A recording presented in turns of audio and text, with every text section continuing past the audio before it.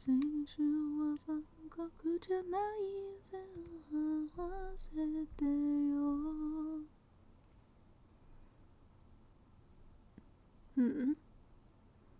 things working? There it goes. Okay. Why are you...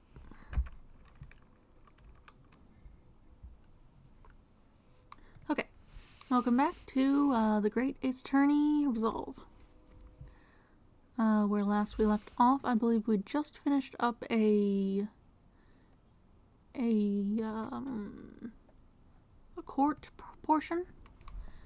And so we should be getting into some more investigation in episode 3.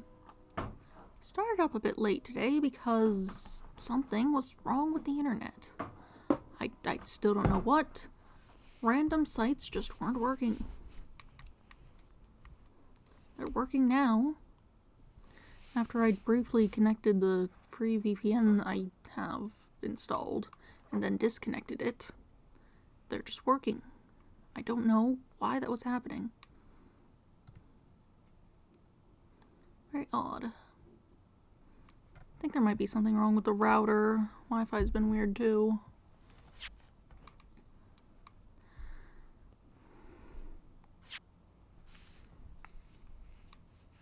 Alright. Hopefully it shouldn't be an issue during the stream. Twitch itself didn't seem to be having any issues anyway. It was like Streamlabs in the chat thing I have so I can see it.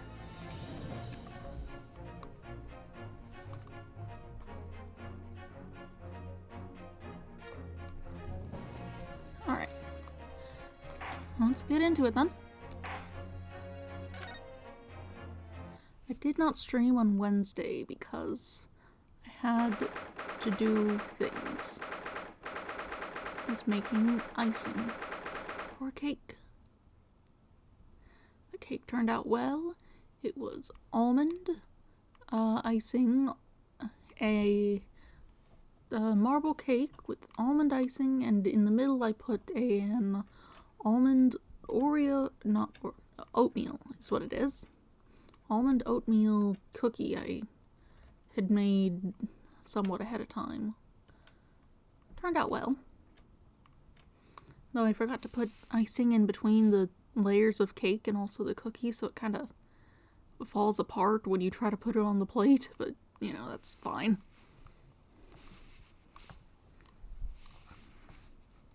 Alright. 23rd of October, 2:41 p.m. Naruhodo's Legal Consultancy. Oh, this room. It's been too long. It hasn't changed in the slightest, though. And it's been some 6 months, hasn't it? That's a long time for things to stay so familiar. I didn't know when you might return, and I wanted everything to be as you'd left it. But it has been some 6 months, it's true. So is your father alright, Susie? What happened? My father? That's a little loud on my end. Just in my headphones. I don't think the volume of my headphones actually affects the game sound. Yes, Professor Mikotoba. I mean, it was half a year ago, but that's why you went back to Japan. Because of the telegram you received saying he'd fallen ill with a very high fever for some unknown reason. That's right. So I was surprised to learn you'd be coming back so soon. Surprised, but happy.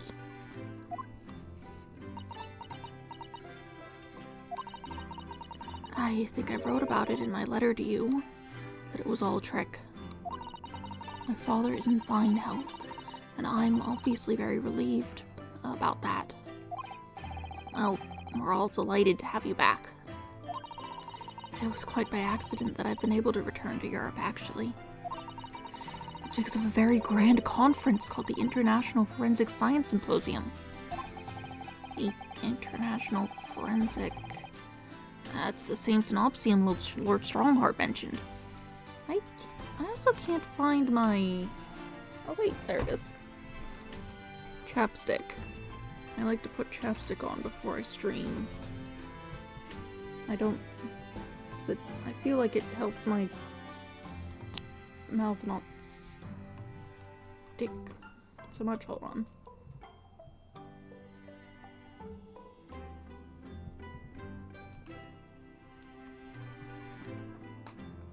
Just don't talk a lot, generally.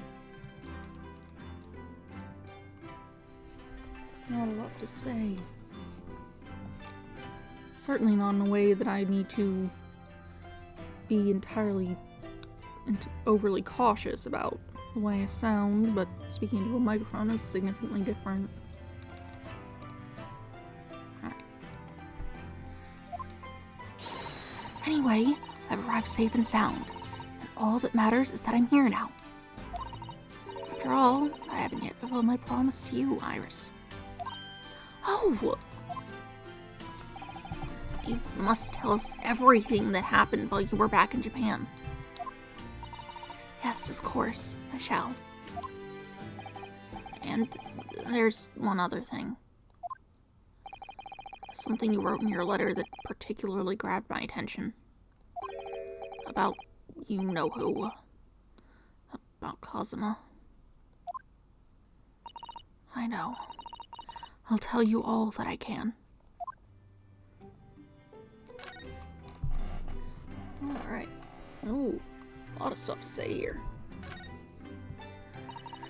When I first arrived back in Japan, I really thought I'd never be allowed to return to Britain. But, curiously, after that awful trial at the Supreme Court, Father's mood changed entirely. The awful trial? Oh, yes. For the murder of Josiah Brett. Oh, you dressed as a man then, didn't you, Susie? Oh, well, yes. Since women are forbidden in the courtroom, I had no choice. Wow, amazing! I wish I'd seen it, don't you, Rena? Yes, I suppose so. I want to play being a lawyer now. I could wear a false mustache, maybe. I don't think any mustache could hide the fact that you're just 10 years old, Iris. There's something else I've been wanting to ask you, Mrs. Sato.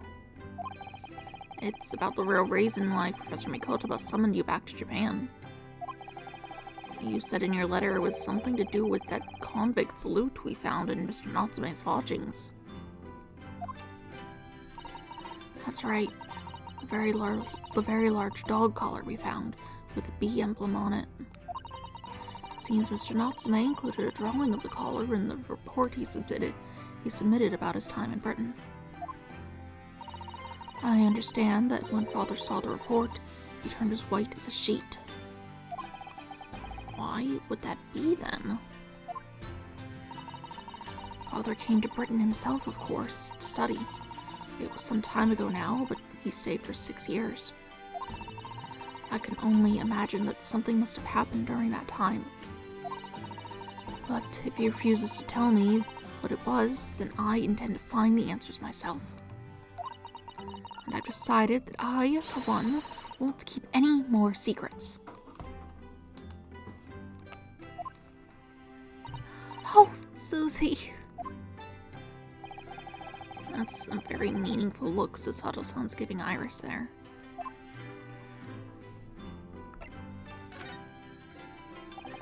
Lord Strongheart mentioned something about that. Lord Strongheart mentioned something about that synopsium too. I think he said that investigative authorities from 40 different countries would attend. Yes, and from Japan, my father and Judge Jikoku have been invited. It's something of an honor, I believe. Well, Professor Mikotoba is the leading expert in forensic medicine in our country, after all. But who's the other person you mentioned? Judge, did you say? Yes, His Excellency, Judge Seishiro Jikoku. You've met him, Mr. Naruhodo. Last year, in the Supreme Court. You can't possibly have forgotten.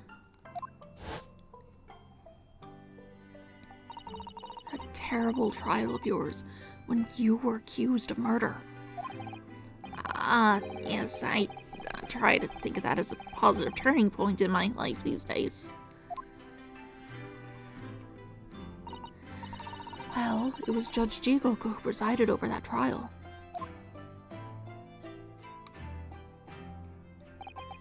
If I'm perfectly honest, I'd be happy to never see that man's face again in my life. Oh, well, anyway, as Father was invited to the Synopsium, he agreed to me returning to Britain too. He won't actually arrive until next month, but, well, I couldn't wait. So I pleaded with him, and in the end he agreed to me going on ahead. Yes, about the Synopsium. It seems as though Lord Strongheart has put an awful lot of work to make it happen. It's obviously very important. I believe it is, yes.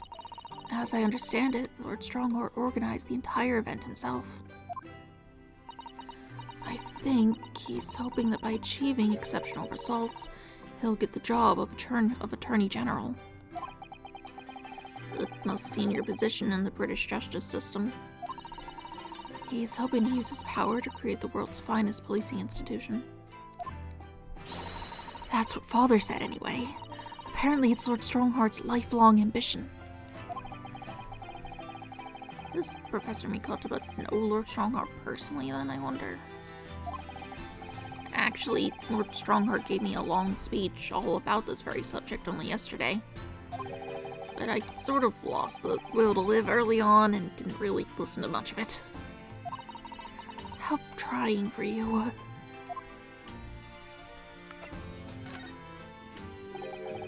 Jezzael Brett. A woman whose unforgivable actions ended in me being wrongly accused of a crime I didn't commit. The murder of Dr. John H. Wilson. Yes, Jezzael Brett. That's a name I won't forget for as long as I live. The extraordinary thing is, though, it seems it's a name we should all forget. Sorry? Since the incident, our government's intelligence services have been investigating Miss Brett. But it turns out that an Englishwoman by the name of Jezzael Brett didn't actually exist. Didn't exist? But how can that be? It was a pseudonym. Her real name was Sheen. She wasn't a visiting student either. It was a front. Sheen... A front? Who on earth was she then? Miss A. Sheen. Her name is literally all our intelligence services have been able to ascertain about her. Nobody knows why or even how she came to be in Japan. It's a complete mystery. But that makes no sense. It's no easy task to be accepted as a foreign student anywhere. What could the woman have been up to? I'm afraid I really don't know.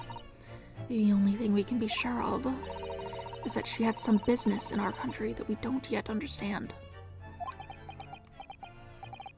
And now she's been killed, while all the questions surrounding her existence remain unanswered. I'm afraid so. Hey, Sheen. Who on earth was she? And why do I feel as though I've heard that name before somewhere? Hey, Sheen. It's not ringing any bells. The last name is definitely unique. I would think I'd remember something like that. Unless something's off about that as well.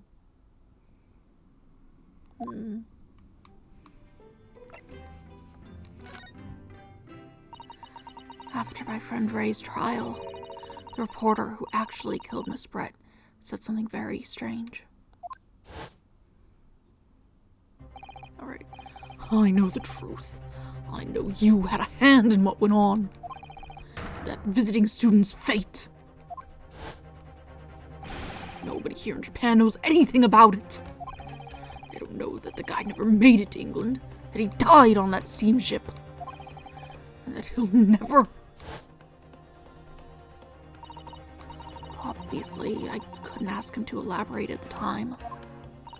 But later, I visited the man in his prison cell and asked him what he was going to say about Kazuma-sama. And what did you learn?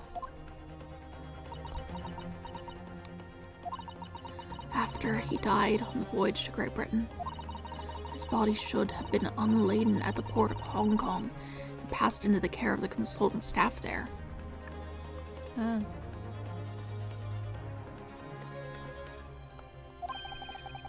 Should have been.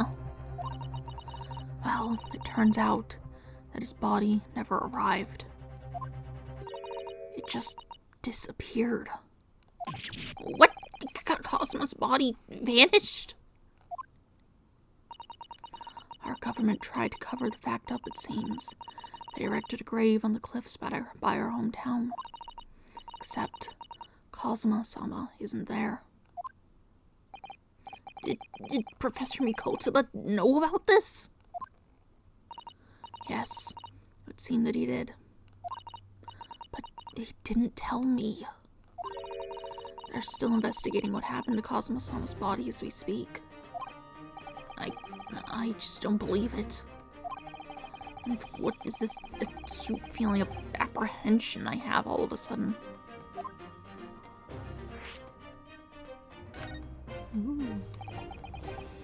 Thinking back now, some of the things that happened on the SS Buria were definitely strange. I mean, after he died, we never saw his body again, did we?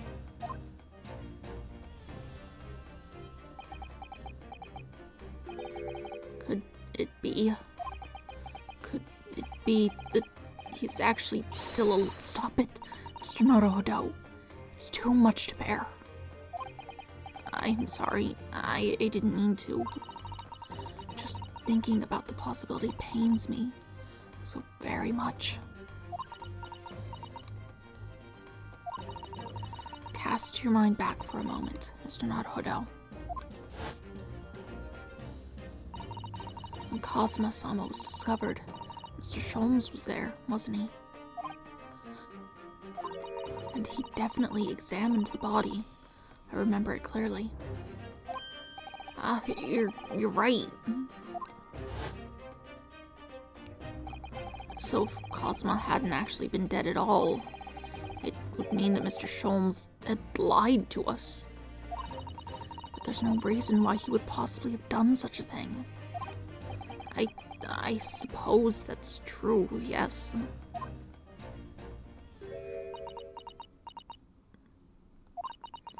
The idea that he might still be alive somewhere. It wants to fill me with hope, but I can't let it. Because if it turned out not to be true, then I'd be back at the bottom of that awful pit of despair again. I'm terrified of what that might do to me. Oh, Miss Susato. I know she's given the idea the thought it deserves. It's Susato-san we're talking about after all. So I probably shouldn't push it now.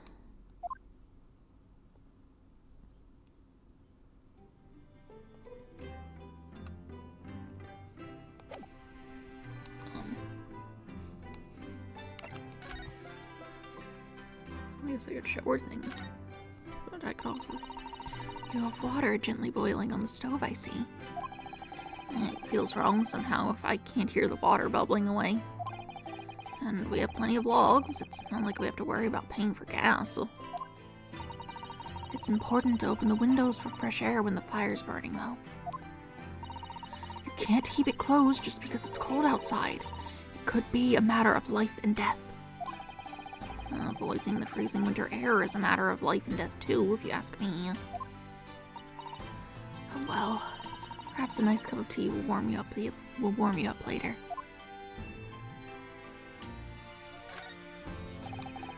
Thinking back, that spade's been in here since we first moved in, hasn't it? I'm sure I've told you before, Mr. Naruhodo. It's not a spade, it's a shovel. No, shovels are for digging. That's for scooping up loose material. It's a spade. No, spades are for digging. That's for scooping up loose material. It's a shovel. Great. Spade, shovel, war rages on.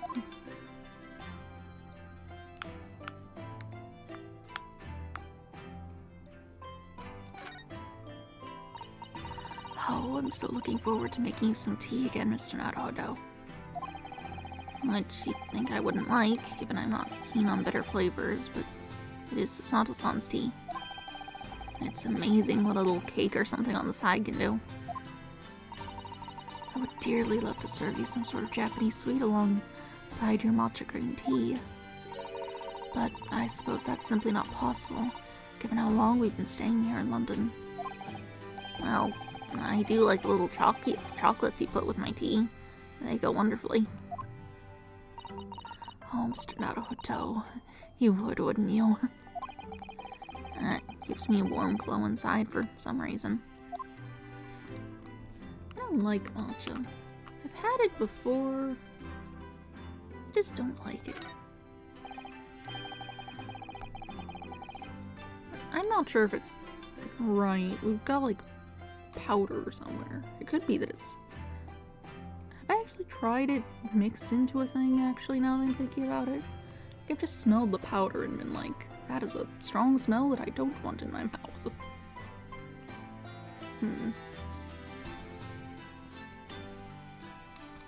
You see, I've been keeping my desk beautifully covered in papers, as always. You really must tidy it all up, Mr. Naruhodo. No more excuses. But, Mrs. Sato, the way I see it, all these papers building up on my desk like this are a reminder of my wonderfully diverse daily life. I'd like to leave them as they are, so I'd never forget how lucky I am to have such varied experiences. In that case, you should definitely have a thorough tidy. Then you'll be able to see your papers building up all over again, and feel that joy renewed. Still can't beat her in an argument, even though I'm the lawyer here.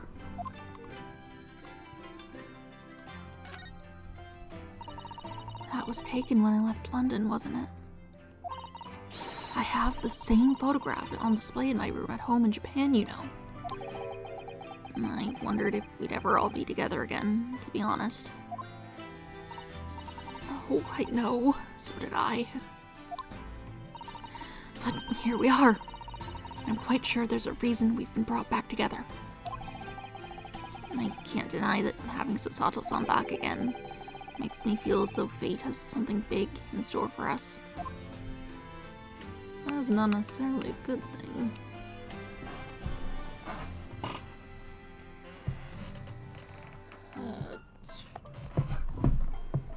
Adjusting my seating position. Still did not get books to put under the microphone. Whoops! Now it's slipping off the desk. That's not good. Should have done that, but I was worried about the internet not working. And I just didn't think about it yesterday or anything. I see your Dharma still only has one eye filled in. Well, we agreed that it's something we do together, didn't we? We could do it right now if you'd like. I'd be happy with that. I rather like the anticipation, I think, Mr. Naruhodo.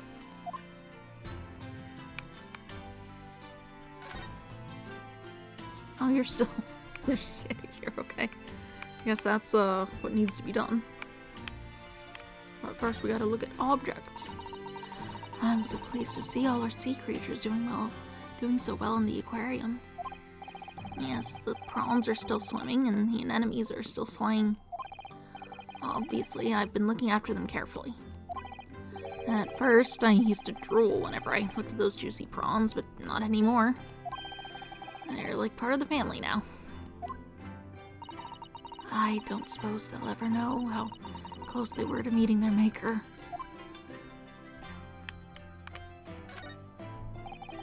Your room through there should be exactly as you left it. I've still never been inside. I've never been invited. Of course not. Only Iris is allowed in my room. doubt I'll be hearing you two giggling away in there again, then.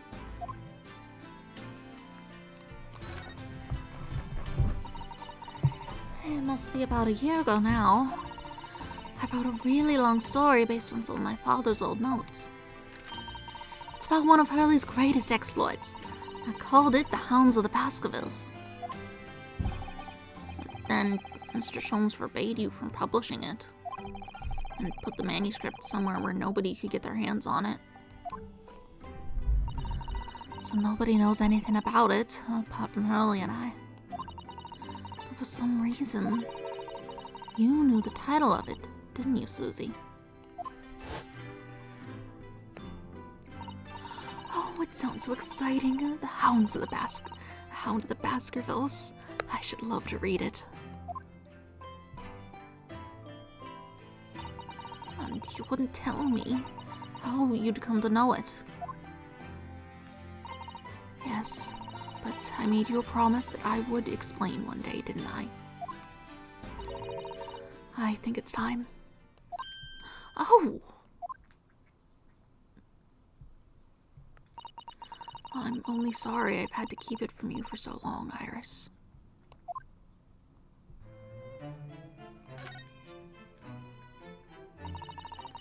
It was completely by accident that I came to know the title of your manuscript, Iris. It was a short while before we left Japan. I was cleaning Father's study when I saw something on his writing desk. A large box of papers. There was a label affixed to the box that was written in English.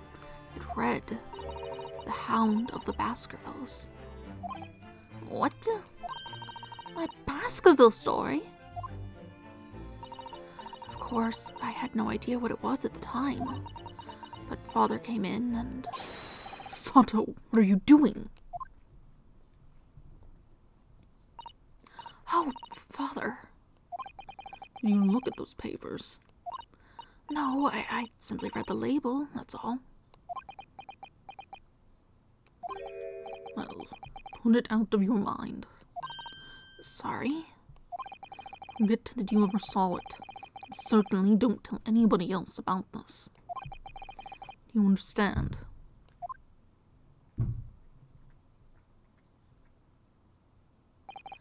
But what was Iris's manuscript doing in Japan? I have no idea. But when I heard Iris mention the word Baskerville that day, the title just slipped out. I would have never guessed that it was an unpublished account of one of Mr. Sholmes' exploits.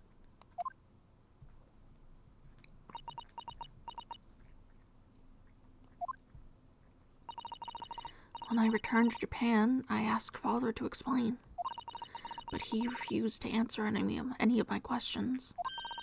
And there was no sign of the big box in his office.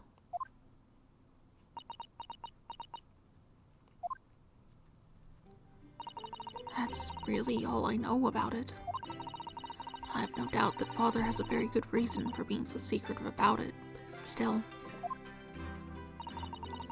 I made up my mind to explain myself to both of you.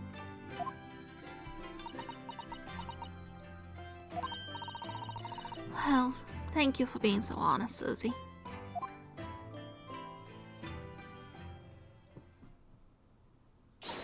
So, Mr. Naruhodo, I'm ready to start investigating if you are.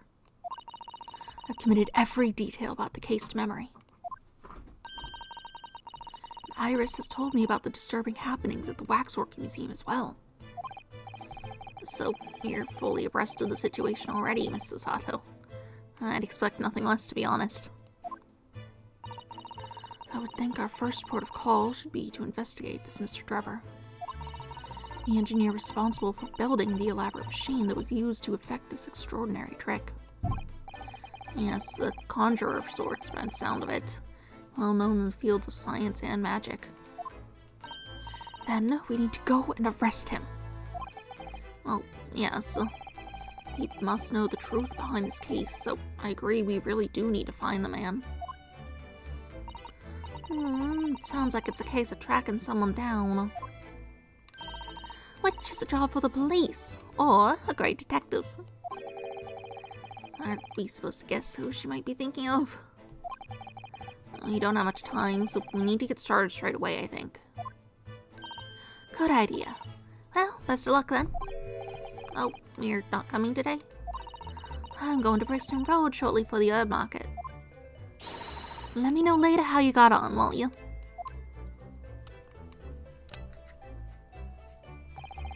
That was a little abrupt. The pull of the herb market must be strong.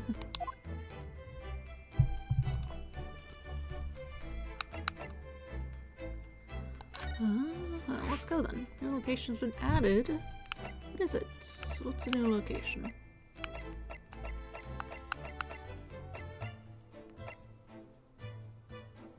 I've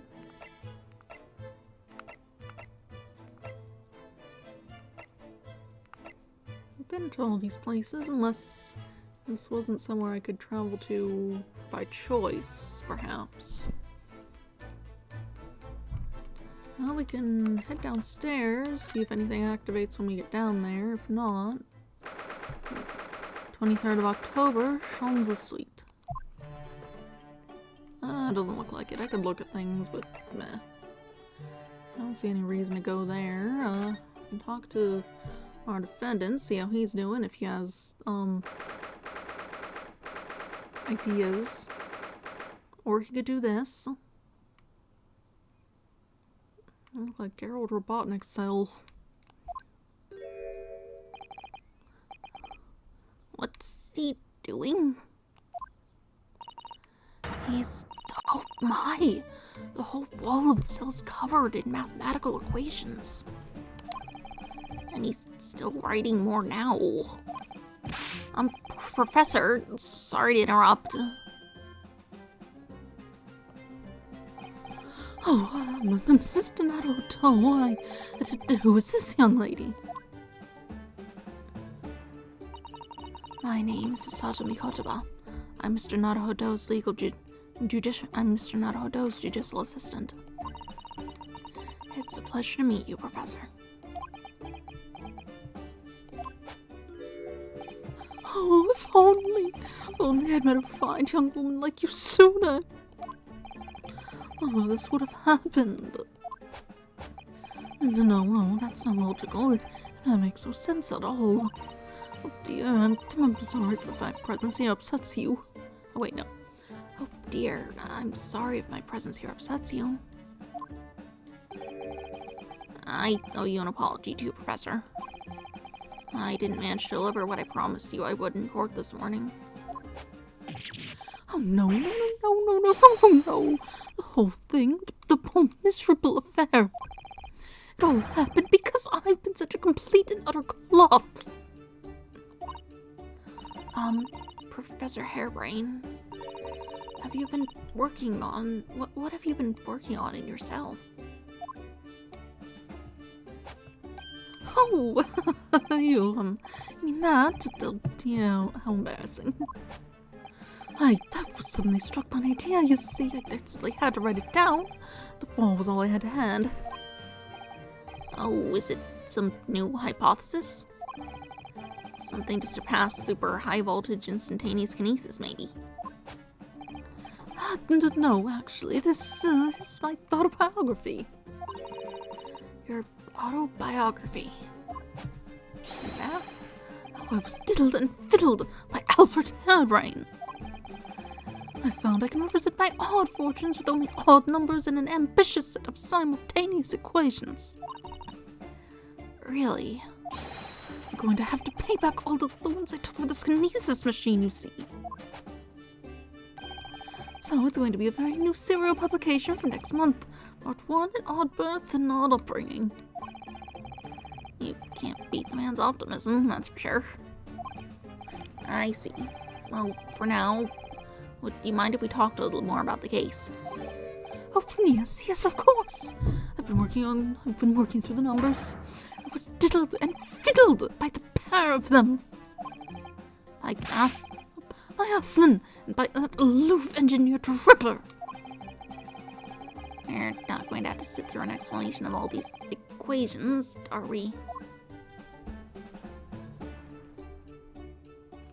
Alright. Now what's going on? Everything I believed in has been turned on its head. My research, Mr. Allison, the kinesis machine, my hypothesis even. I'm sorry it's come to this. There was really no other way. No, it's not your fault. I wanted to protect my work, but in the end there was nothing worth protecting. It was never my intention to deceive anyone. I didn't want to trick the public. No, of course you didn't. But at court this morning, I realized something. Oh. If you've done something wrong without knowing it, you've still done something wrong. Logically, it makes no difference whether if you were aware of it or not. Ignorance is a poor excuse. Blame still lies with me. Oh, Professor. He believed in me this morning, you know. Bardock did. He believed in my hypothesis. Well, I think that was just a necessary factor in the prosecution establishing its case. Oh no, Bardock wouldn't do something like that. I'm sure he genuinely believed it. Did he? I think I understand now. Why it was that he decided to take on the prosecution in my trial, I mean. Oh.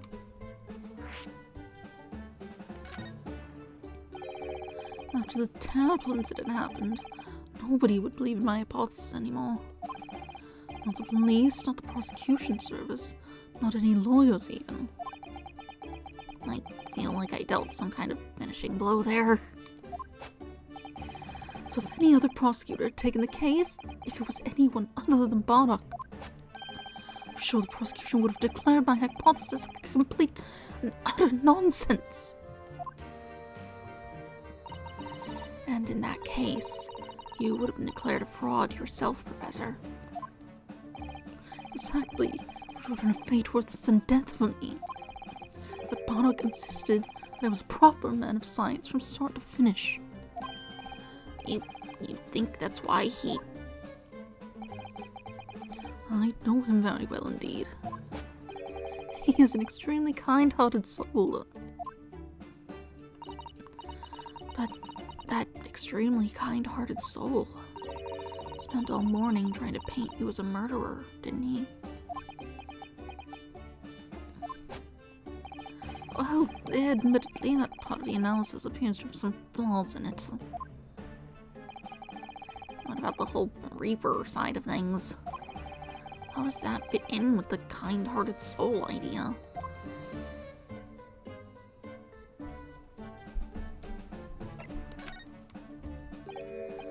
Do you think he set out to trick me from the very start? I'm sorry to say, that does seem likely, yes. When I first met him, he introduced himself as a wealthy financier. Yeah, he looked over the paper I'd written and said my work would benefit all humanity and must be pursued. He was so enthused, that he was so empathetic. But in reality, he was the mastermind of some vast criminal network, it seems. I still can't believe it.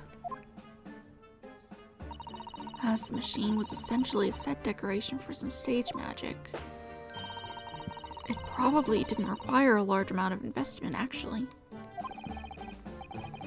But the scale of it wasn't just some small trick. It was a very elaborate feat of deception. All young scientists are full of hope about their burgeoning ideas, full of zeal. But none of us have any money. We want to do research, but we can't afford it. Many of us take on apparently legal part-time work to try to earn just a few measly pennies to carry on. To go through all of that, will you be taken for a complete fool? It's too rotten to believe. It is, I agree. And that's why we have to find those responsible and bring them to justice. Mr. Mr. Assman is no more, of course, which leaves only the engineer. Mr. Enoch Trevor. So what do you know about the guy? What's he like? Look, well, you actually described him. He sounded very distinct. Something about an eye patch and something about his hair. I don't remember, actually. You definitely made a distinctive description, though. Is he an engineer, or a magician, or a swindler? It was about a year ago now. It was about a year ago when Mr. Osmond first brought Drebber to meet me at my laboratory. Since then, I've met him many times to discuss details about the kinesis machine. But at no point did you have any inkling that he was just an illusionist? Oh, he definitely wasn't just an illusionist. What do you mean? He was a wealth of deep scientific knowledge. There's no question that the man's a genuine scientist. It's instantly apparent in conversation. I see. But the wretched man deceived you, Professor. It's unforgivable. We must do everything we can to find him and bring him to justice. Are there no more clues you can give us as to his whereabouts? I'm sorry. We'll never discuss the kinesis machine. Nothing else. Although, just once. I did visit his workshop. What workshop? Trevor's enormous fabrication laboratory, where he constructed my great machine.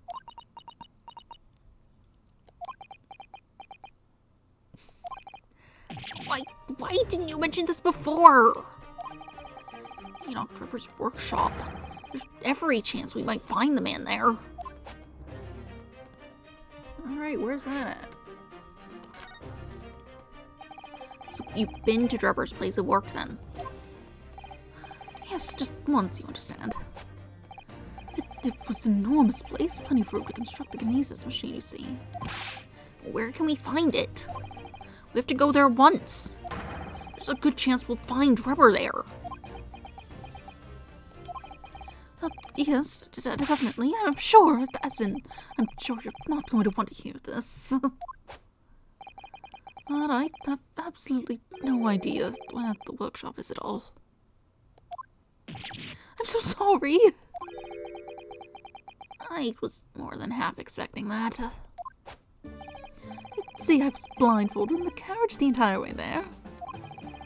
He blindfolded you? He wasn't taking any chances then. I didn't set off alarm bells at all. The place was incredible. The pinnacle of modern engineering. Even the oil he used was the very best. It's the special French machine oil that's impossible to obtain in Britain. Oh, the indescribable scent of that imported oil. Perfumers across the world should forget their secret formula and use that instead. What do you think, Mrs. Sato? Hold a machine for your next birthday? I've never used any kind of perfume, Mr. Naruto, and I'm not sure I'd like to start with that. Perfume is terrible. It's always so strong and it's bad. Really, most things that are meant to put scents in the air are very bad. For varying reasons. Anything with like aerosols or like they're present to choke you to death with their stinging acidic thing, like completely overpowering whatever they're meant to be smelling like. Hate that stuff.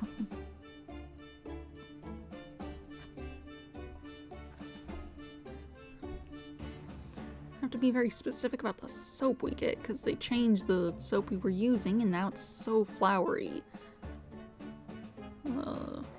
We're using different soap now for dishes specifically. Nightmare. And they sent garbage bags also, and it's like, for why? For why? Bothering everyone? I don't want flower scents in my kitchen. I don't suppose you know even part of the workshop's address, Professor? You don't have a business card from Mr. Drebber, for example? The man was clearly very cautious, Mrs. Sato, I'm sure. Yes, I do. He gave me his business card once. It's right here, look. What? Let me see that. Throw etiquette to the wind, why don't you?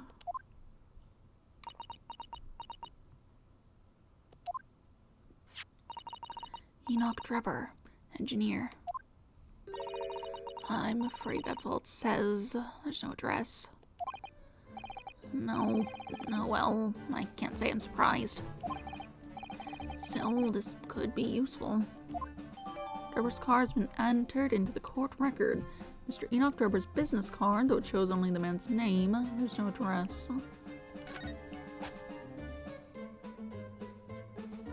Right. Well, I mean, let's take a look at it. Oh, like a...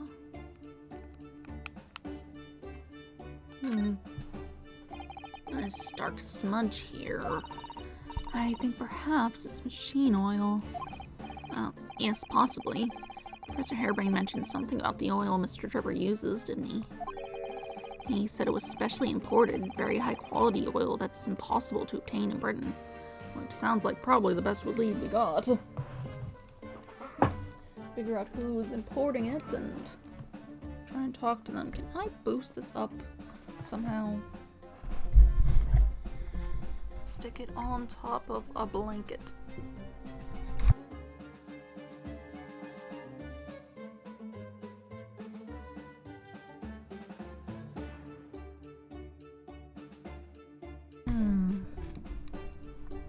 That's something. Definitely not the best option. How's that working? Yeah, that seems fine. No, don't show desktop, shoo. I've put the microphone on top of some blankets. Hopefully, that is helpful. Yes, that's right, but more importantly, that it's more fragrant than the finest perfume. So, excuse me a moment. Oh, it doesn't appear to have any scent at all. Don't worry, I expect that's just because there's such a tiny amount on here. Also, it's probably been there a while. The details of Drebber's card have been updated. The smear of machine oil on the reverse. Sure. What are these things? Nothing worth looking at, I suppose.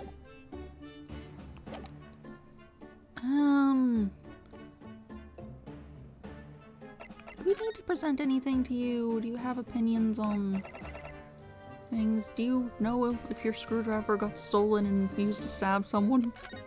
Did you know? Professor, do you recognize this? Oh, it's Andrew, my faithful friend. How have you been? Are you alright? Nobody's mistreated you, have they? And don't worry, he's being very well looked after. I always rub him with machine oil until he's gleaming. Right. And then when I come to tighten a screw with him, he slips in my hand and I can't do it. It's that age-old problem faced by private files the world over, isn't it? I really wouldn't know, I'm afraid.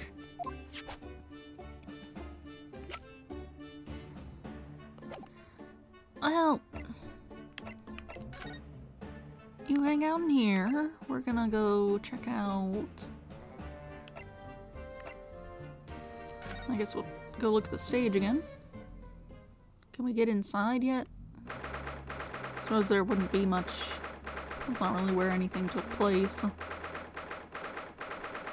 23rd of October, the Great Exhibition Grounds, foot of the Crystal Tower.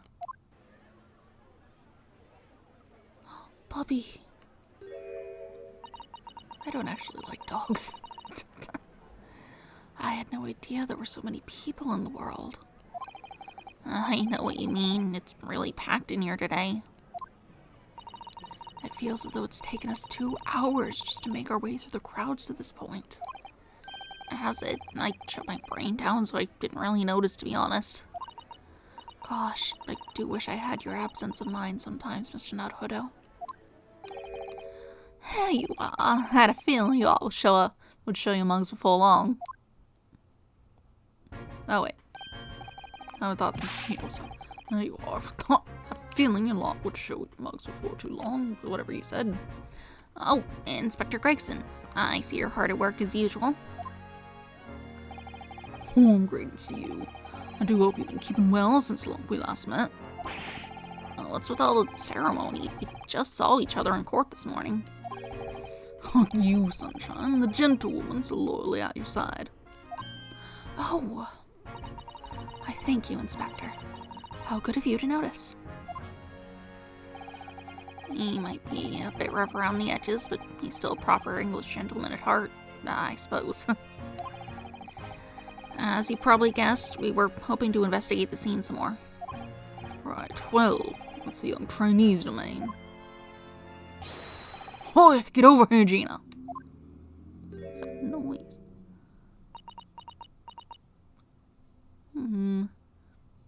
Its little bandana matches her bow and sleeves.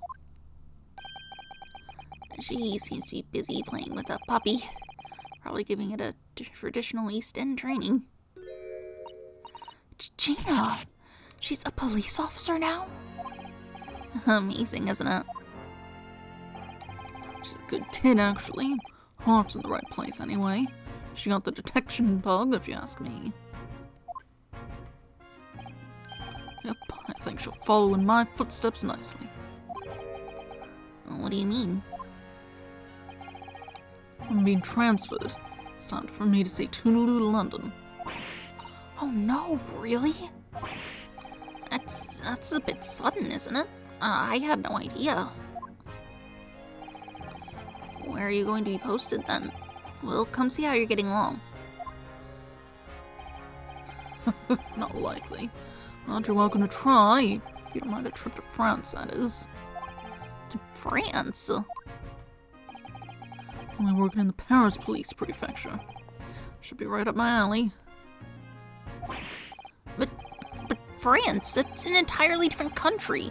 I don't understand. Why would you be sent there?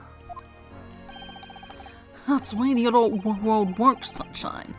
Don't go poking your nose in where it's not wanted. I intended to take the kid with me when I go. What? You're taking Gina to Paris? Well, I can't leave her in London. Who knows what would become of her. I suppose he's worried she'd slip back into slipping her hands into people's pockets and purses. I don't think he's worried about her pickpocketing, Mr. Naruto. I think he's worried about the Reaper. Oh, of course. So that's playing on Inspector Gregson's mind too, is it?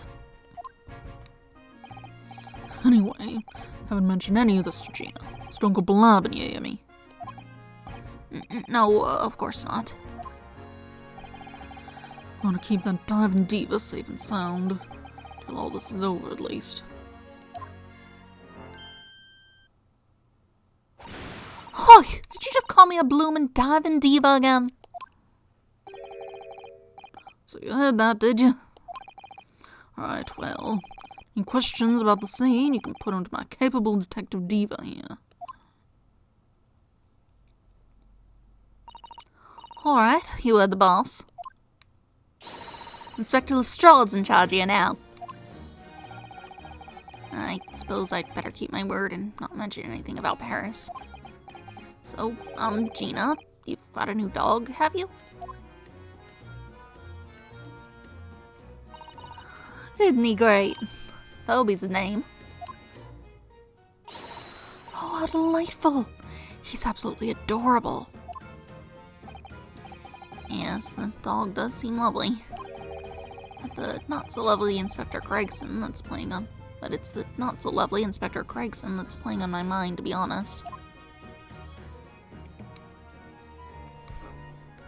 So, how's it going here? You find anything?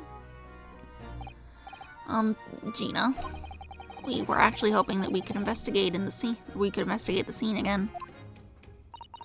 Well, alright. If it's around here, you can do what you like. Oh, that's alright, is it? I'm gonna be playing with your new friend here. Yes, Toby. The machine that exploded must be at the top of those stairs, I presume? I haven't actually seen it yet, so if you don't mind. Sorry, I can't go up those stairs. Oh! It's like I told Odo yesterday. Even I ain't allowed near that wreck. What's it called again? The reason we ain't supposed to touch it is a special dispensation for Scientific Equipment Act. Is that what you were thinking of? That's the one. That's why only them lot are allowed to investigate it. What are they called again? The forensic investigation team. Is that what you were thinking of? That's the one, yeah. But isn't it the case that the special dispensation has been lifted? I think so. I don't really get it, to be truthful with you. You're still supposed to get permission from some bigwig or other, as far as I know. What was his name again? Lord Strange something. I'm not sure that's quite right, Gina. I think you mean Lord Strongheart, perhaps? That's the one, yeah. Apparently he's always watching the time or something. So without Lord Strongheart's express permission, we can't investigate on the stage.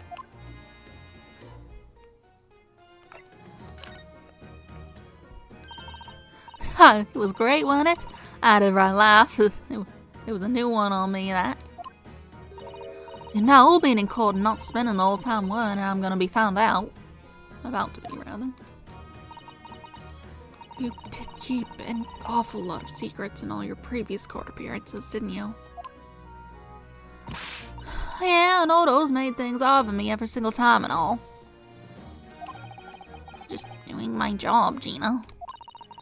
But watching someone else get in the neck is a lot of fun, actually. It was amazing when you showed that dodgy professor's dodgy experiments was a total fix. The dodgy professor, as you put it, Gina, is Mr. Naruhodo's client. Yes, I'm starting to wish he wasn't, though. It's the boss I feel sorry for, sent off to do the impossible. What do you mean? He's supposed to arrest the other cove, ain't he? And in time for tomorrow and all. You know, the dodgy engineer, what's his name again? Mr. Drebber, you mean? Enoch Drebber. That's the one, yeah. So the police are looking for this mysterious man with the black monocle. I guess they would be. It's putting too much on the boss, if you ask me. He says he's giving him gut ache. Oh dear, but I do wonder if that isn't actually from all the fried food.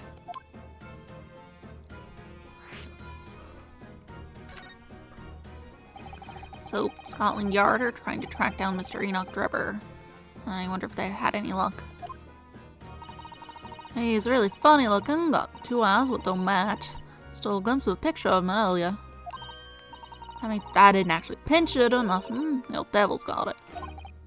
Sorry, who? You know, that scowling reaper what's always glugging down glasses of that blood-red plonk.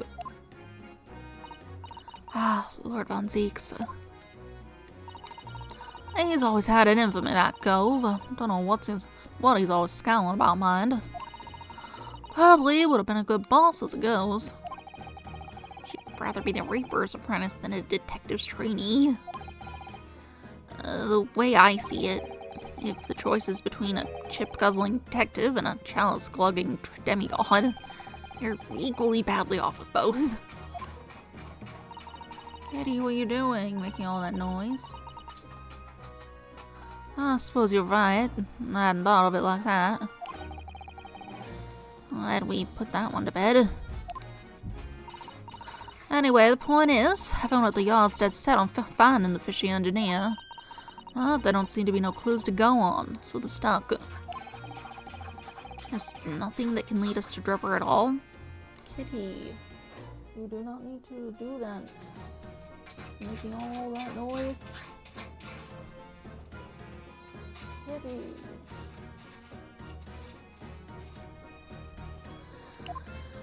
You said you had a picture. The other guy's got it. I'll have to talk to him at some point, I suppose. See if I can get it. I'm sure he wouldn't be terribly opposed to us also trying to find the guy if they're having trouble. Okay, now he's yelling. Zuko, why are you yelling now?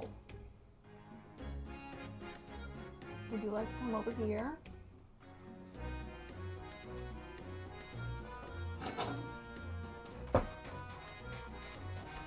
No. Where did you find that little mutt then, Gina? Oh, don't be so flaming rude, Odo. Slight overreaction, don't you think? He ain't no mutt, alright. Toby's... how will they put it? Oh, yeah, bonafide detective. Sorry? I've given him a proper title and everything. It's Chief Inspector Toby to you. More senior than Inspector Gregson, is he? Oh, so he's a police dog, is he? The police recruit dogs now?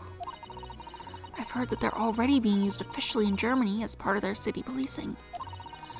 They're used for chasing criminals and such like. They have a wonderful sense of smell after all.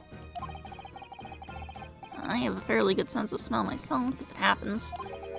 I can tell undergarments that have been freshly laundered from undergarments that haven't. That's nothing compared to this little fellow, Odo. Oh, really? According to what the boss said, once Toby has got a good whiff of your drawers, he could chase that scent to the other side of the world. What? To the other side of the world? You mean he can swim? Mr. Naruto, I think you may have missed the point by rather a wide margin. I just can't believe this little dog has such an incredible skill of swimming. I'll tell you, Odo, there's gotta be more There's gonna be more dogs by doing that bit for the police in the future. Yes, I agree. But one of these days, they'll be barking orders at us lot, not the other way around. Oh dear. Sorry, Gina. I don't think I agree with your vision quite that much. Well, anyway, whatever you think about that, Toby is Britain's first police dog. I found it out at the East End the other day. Someone had just chucked him out on the street. There you go. I knew she'd lift him in from somewhere. Oh, Gina, you're such a kind-hearted soul, aren't you? To children and animals. Well, in that case, we'll look around a bit, but then we'll show the card and see if you can get the dog to track that. The crystal... the crystal tower. I can't believe I'm seeing it at such close proximity with my own eyes. You've really been looking forward to the great exhibition, haven't you, Mrs. Sato? Oh yes. When I found out that I had to return to Japan, I'm afraid I cursed my luck. But here you are, back in London, gazing up at the magnificent tower. I know.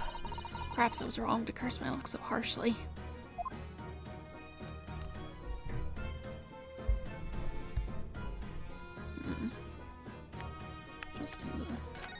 It's still here.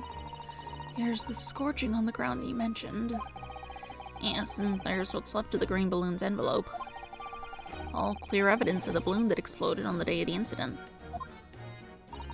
Poor Professor Harebrain. I do feel sorry for him that his dreams have been shattered like this. Someone's well and truly burst his bubble, as it were.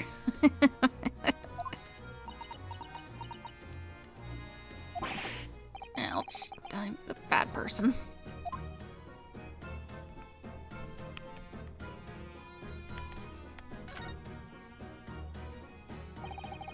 The stage up there is where the experiment was set up. It's very high, isn't it? About 30 feet, I believe, or 9 meters if you prefer. Craning your neck to see up to it starts to hurt after a while, doesn't it? Yes, we need to get up there and look around properly. Although, if I'm honest, climbing all those stairs makes my chest hurt. Oh dear. I think perhaps you should exercise more, Mr. Naruhodo.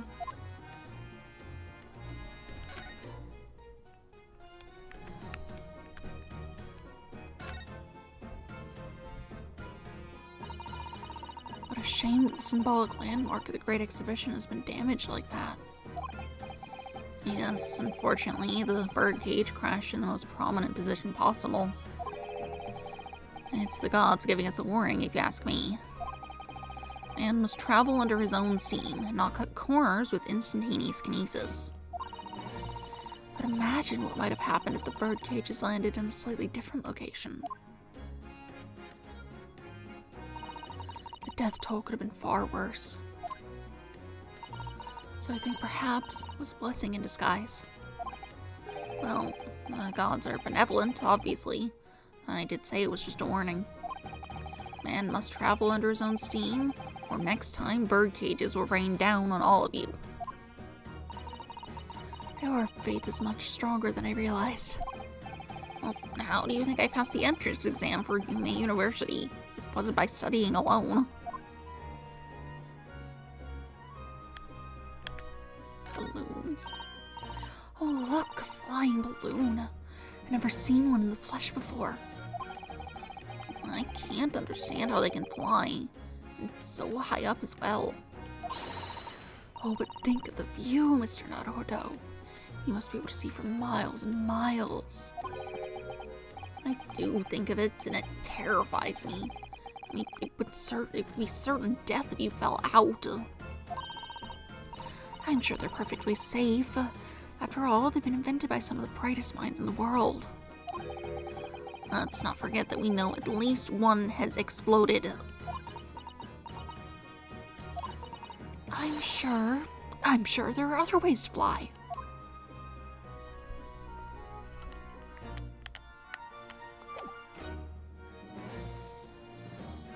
Alright.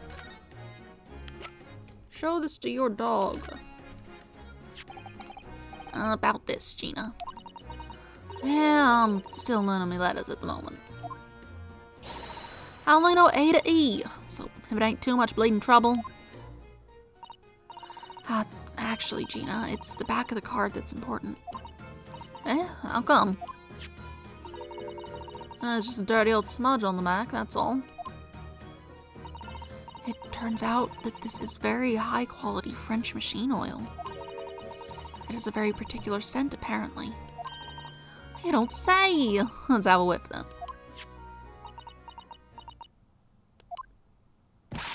You sure? I don't smell nothing. No, we didn't mean that you should smell it. Oh, right! You mean Toby!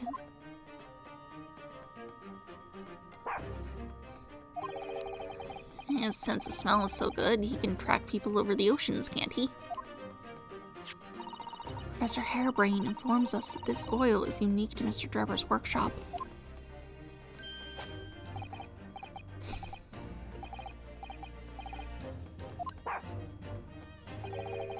I think he's picked up a scent. So you mean, if he follows the scent of this oil, Toby could lead us to that dodgy cove's workshop? That's right. That's exactly what we were hoping. Alright then, we'll give it a go.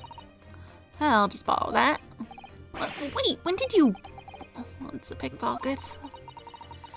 If I can lead everyone to that Drebber's workshop, I'll be the boss's boss before next week.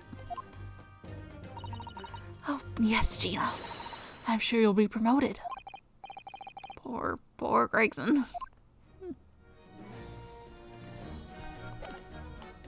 Oh, you're not gonna go? I guess you need time to work on it. We'll go somewhere else. I guess we gotta talk to the Chief Justice about, can we look at the stage? Oh, there's someone here. 23rd of October, British Supreme Court, Lord Chief Justice's office. Is this the person who was hanging out in, the Mount Zeke's place? The one with the mask. You don't have a mask here, though. Or the cloak. But they were wearing white, and the fastenings there look a bit similar. Hard to tell from this distance. Oh, who's that standing beside Lord Strongheart? I wonder. I've never seen her before.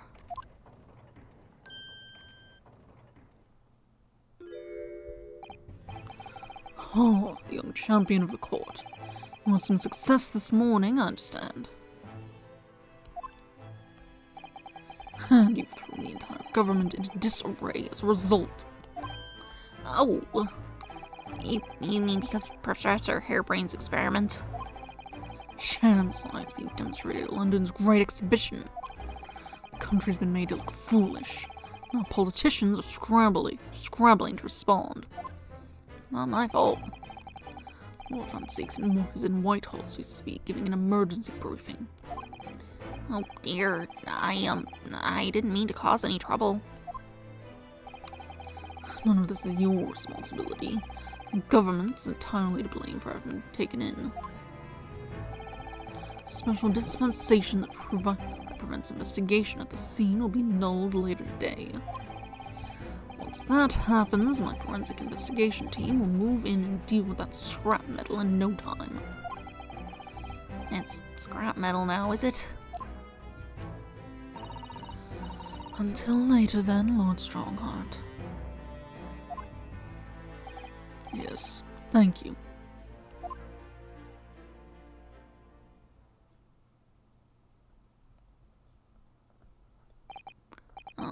Who was that? It was Dr. Courtney Scythe, Scotland Yard's esteemed chief coroner. She's leading the forensic investigation team's handling of the case. She was just delivering her report about the victim, in fact. Oh, we've seen that name on the autopsy report, actually. Oh, I see. About Mr. Osmond. Following the outcome of the trial earlier, I asked the coroner's office to reevaluate its findings. I don't have time to tell you what she concluded. If you want to know, you'll have to ask her directly. You can find her in the forensics laboratory. Ah, right. Now, what were you here to see me about? I'll give you 7 minutes and 39 seconds of my time. So he's not running quite so spectacularly late anymore. Well, we wanted permission to go check the area out. That's what I came here for, at least.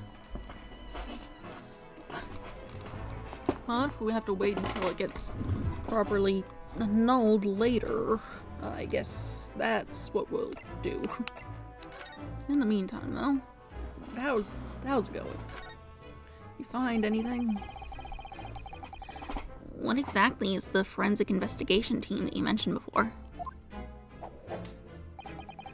The British Empire's police force must become the most exemplary in the world. For that to happen, it's imperative that we embrace forensic science in everything it has to offer. I first created the forensic investigation team a year ago now, officially, of course, to pave the way. Goodness, a year ago. Next week's Synopsium, I intend to present the results of their work to the world. Once I do that, the House of Lords will be powerless to oppose the creation of a full-scale forensics division. And once that happens, the position of Attorney General will be mine. Criminals will suffer dearly. What do you mean? For too long, these scoundrels have made a mockery of our legal system, with false evidence and bribes. But London's scum is about to be rounded up and burnt in the fires of hell. I intend to see to it personally. By creating the finest police force the world has ever known to protect our honor and our future. Look at those eyes. He means every word. Dr. Scythe is an extremely reliable coroner. When officially established the forensics division at Scotland Yard, she will run it as my right-hand woman. Now then, speaking of the synopsium, Miss Mikotaba. Oh, yes, my lord. Your father should be on the high seas as we speak, making his way here to represent the Empire of Japan. Yes, that's right. I understand he will arrive at the beginning of next month. Are you acquainted, Lord Strongheart? With Professor Mikotaba, I mean. It was many years ago now, but yes. I remember Dr. Mikotaba very well.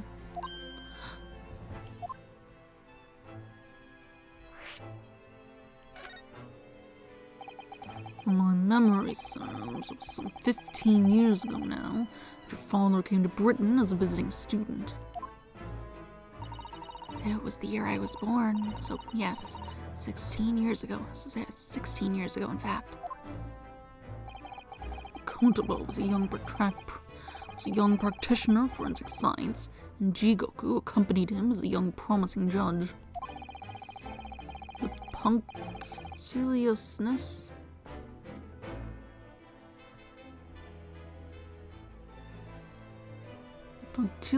and politeness of Japanese at the time impressed us greatly. Not that I wish to imply impoliteness or carelessness on your part in any way. I didn't think that you were. Dr. Mikotaba studied forensics at one of London's large hospitals.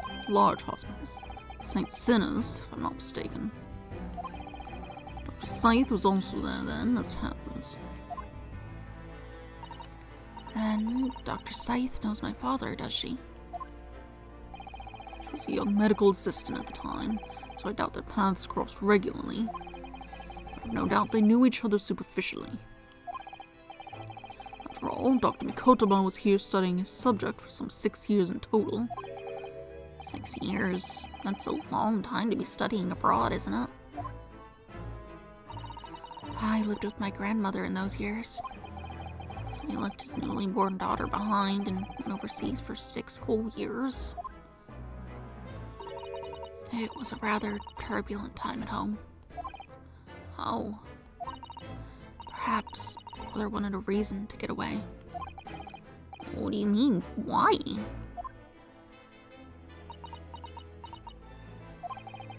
Well, clearly something was going on at the time.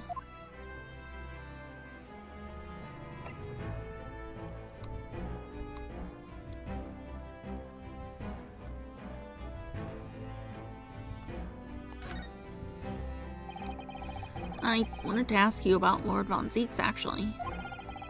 I heard that his older brother was killed some years ago by a mass murderer known as the Professor who targeted nobles and royalty. Is that right? You Japanese are a thorough lot. You've done your research well. Yes. And you could say it was that very incident that gave rise to the Reaper. What? Why? When his brother, Clint Von Zieks, was murdered.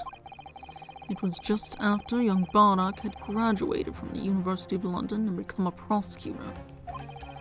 when all these criminals who managed to evade conviction in court started disappearing, rumors quickly spread throughout the capital. Londoners started to say that wherever Bardock Van Zieks went, the ghost of his dead brother wasn't far behind. Oh my word. So Lord Van Zieks isn't the Reaper, it's the ghost of his brother? Ever since that time, he became a very aloof feathered figure in London's legal circles.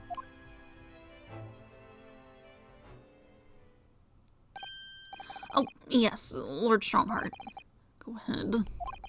It's about Professor Harebrain's experimental machine. We'd like your permission to examine the remains, if possible.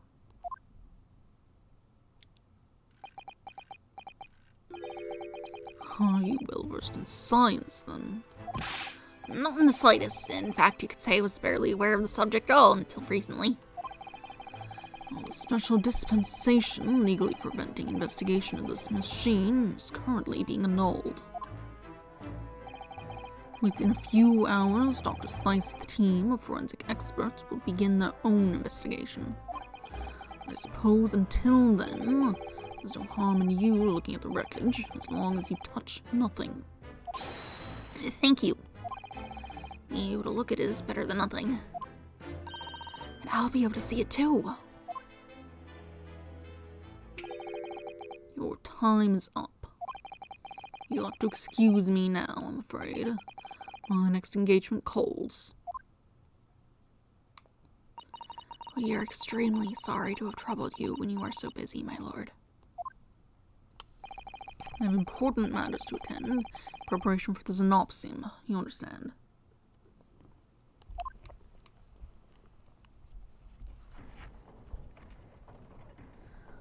Okay. Not much point in looking around, so let's find a location.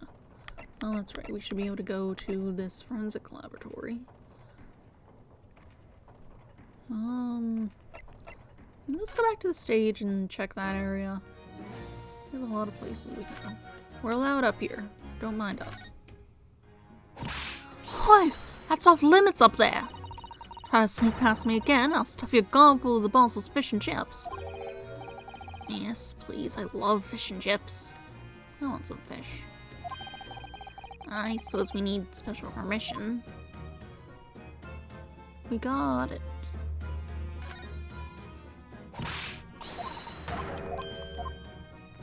You didn't give us an object to show for permission.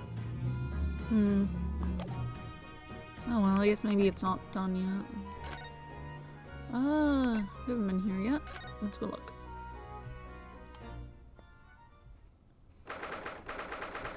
"23rd of October, Madame Tuspel's." Oh my, no wonder it's called the House of Horrors. I'd like to turn on my heels and go straight home, via the confectionery. Being scared makes you crave sweets? I can understand that. I was looking forward to a reunion after 6 months away, but there's no sign of Mr. Sholmes anywhere. That's strange. He should be here investigating the abduction of the waxwork. Oh well, I suppose we'll just have to come back again later.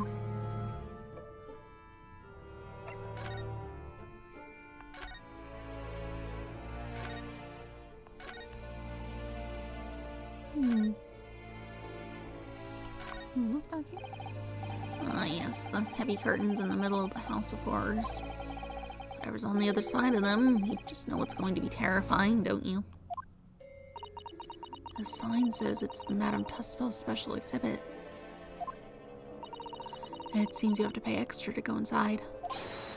I know, can you believe that? Pay more money as if we haven't been scared enough already. It's not my doing, Mr. Naruhodo. Alright, I guess he's out.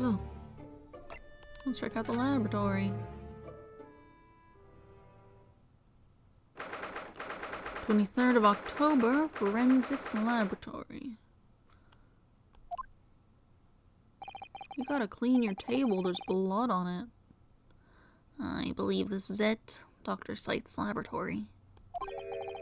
That chemical smell really assaults the nose, and there's plenty to assault the eyes in here, too. It looks as though the doctor isn't here. But we're here now, so we may as well do some sightseeing, don't you think? What a seasoned tourist you become, Mrs. Sato. You could just have a little look around, being careful not to upset any restless souls. You need to clean this stuff. There's blood on your things. Oh, look at all the bottles on the shelves in these cabinets. What an assortment of chemicals. These ones here are labeled highly toxic. That's worrying. There are also things that look like salt and pepper shakers in there. Oh, yes, and they actually say salt and pepper on them. The doctor probably spends a lot of time in his room, I suppose. Perhaps she has meals here sometimes. Life goes on, even when you're surrounded by death. Got some tools. A table and a set of sharp tools. When you consider each in isolation, it all looks quite innocent. So why is it that when you put them side by side, they seem so horribly disturbing? It might be best not to ponder it too deeply. Seeing the large tome that's open on the desk does make me wonder, though. How can anybody concentrate on bookwork with this acrid odor of chemicals in the air?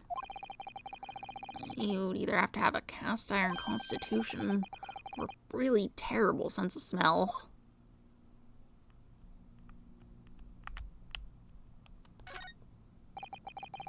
Those large jars seem to have pale things floating around inside of them. I suppose they're fruit liquors or something, or like the pickled umeboshi plums we make back home.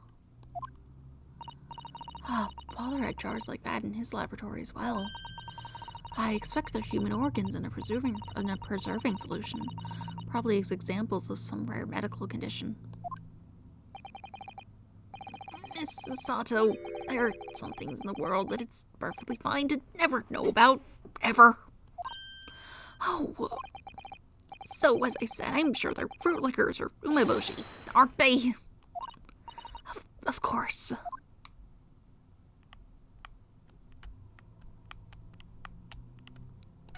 Your other desk? I suppose this is Dr. Scythe's desk. I would not like to work in a place like this. It's very tidy, though, isn't it, Mr. Naruhodo? Imagine how efficiently she must work. The lighting is poor, which is bad for the eyes. The chemical smell can't be good for you. Not to mention the skeleton watching over you as you work, which is definitely bad for the nerves. Well, yes, those are valid concerns, I suppose. I can just about cope with a one-eyed Dharma doll watching over me, but that's all. Got your book. Look at this big, thick book here. It appears to be an accounting ledger. It's a record of the forensic investigation team's spending, I think.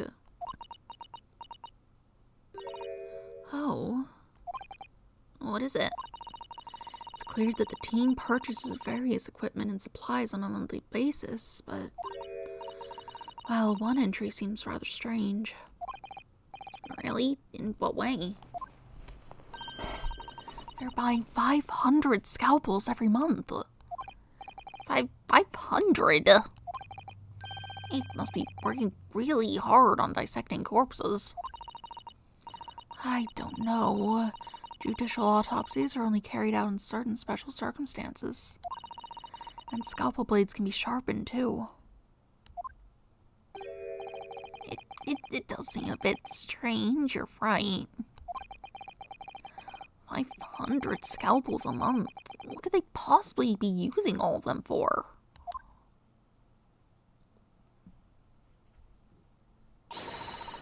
What are you doing? Ah! Sorry, we had something we wanted to ask you, but you weren't here. So you thought you'd snoop around? It's acceptable to you people from the East, is it? Well, what do you want? Lord Strongheart told us, you see, that it was you who examined the victim's body, or Mr. Osmond's body, I mean. So we came out to ask you about your findings, on Lord Strongheart's advice. Very well.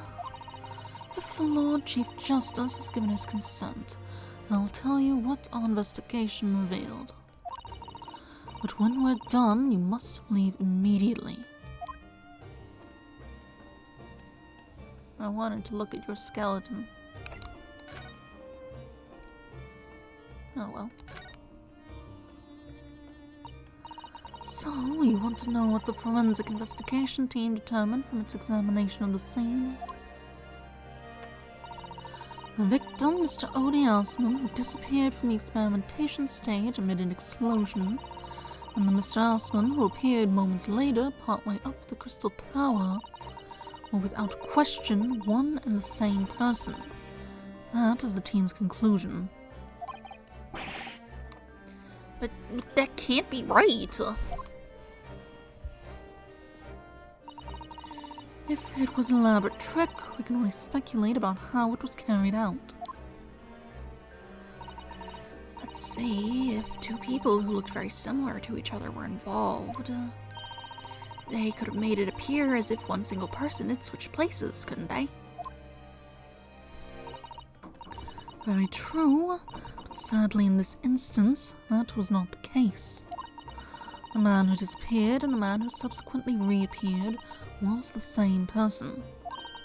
The fingerprints at the scene make that quite evident. Fingerprints. They're not yet officially recognized as forensic evidence in the British justice system. But one day, they will be used as an investigative aid as a matter of course. Oh my, but that would mean that the instantaneous kinesis actually took place. So, where does that leave us? My team was tasked with investigating, not drawing conclusions. Instantaneous kinesis is impossible, and yet the body did move from one place to the other. This hasn't cleared anything up at all. It's made the whole thing even more of a mystery.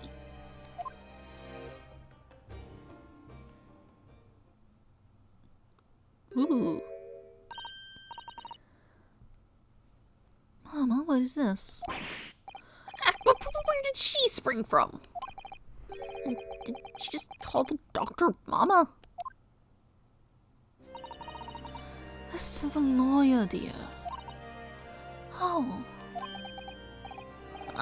Hello, to meet you. Pleased to meet you.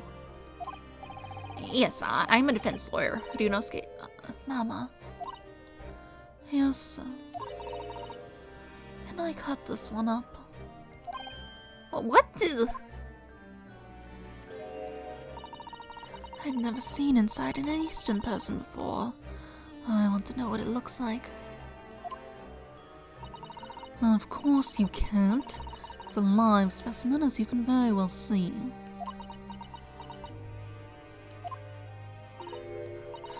Boring.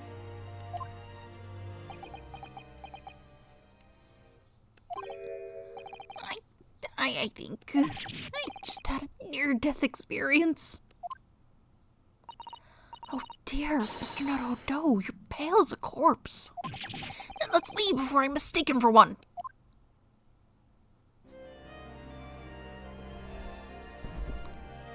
I'm just standing over there now. Oh, look at this one. Oh, look at this. What a magnificent display case.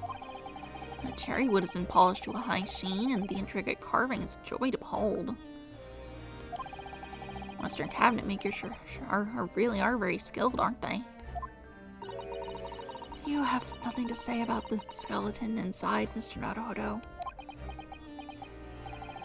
Mrs. Sato, can you tell I'm trying very hard to avoid talking about the terrifying contents of the case? It's how I cope. I'll be sure to remember that from now on. What's those stuffed birds up here? That looks like an owl and a crow up there.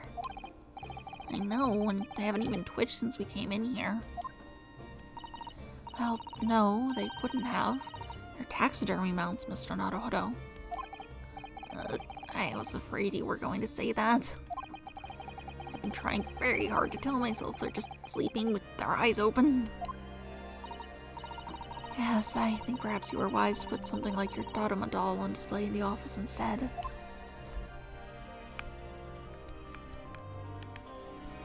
You're standing here, what's up? So, what are you doing at the moment, Doctor? Keeping a close eye on things so no impertinent Easterners think they can look around my office. Are there such impertinent Easterners around? How terrible. Yes, you. She doesn't mince her words, Mrs. Sato. I think perhaps it's time we left.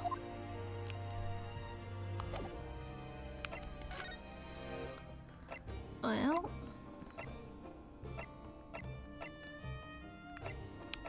Can we look at things yet? Nope. You haven't found the stuff with your dog.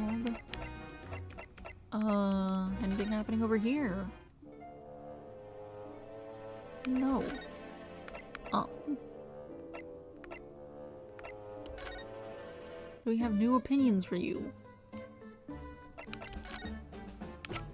We don't even have new evidence.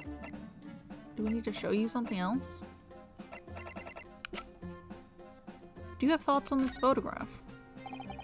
Professor Harebrain, what do you make of this? Oh yes, that's just what we need to prove my hypothesis, isn't it? No, it's nothing to do with your hypothesis, actually. And take it away, I don't want to be bothered with anything that doesn't assist my science. Alright, keep your abundant hair on. Okay,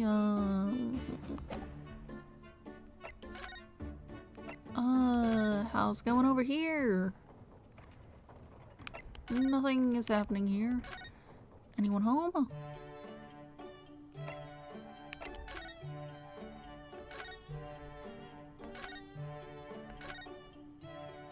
Nope. How about in here? Probably nothing.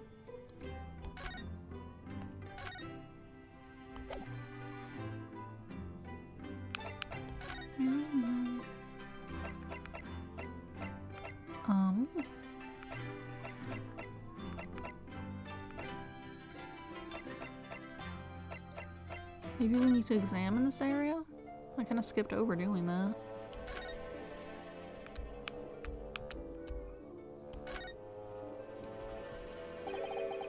That old policeman isn't here now, obviously. I still can't believe he just happened to be on the jury, though. I had understood that London has a population of 6 million people, and yet, you do seem to run into the same people disproportionately often, don't you?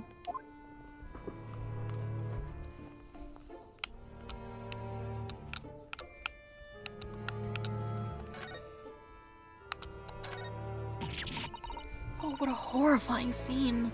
A murderer caught in the grisly act. I know. And in case you were wondering, it's the one with the big knife that's supposed to be the killer.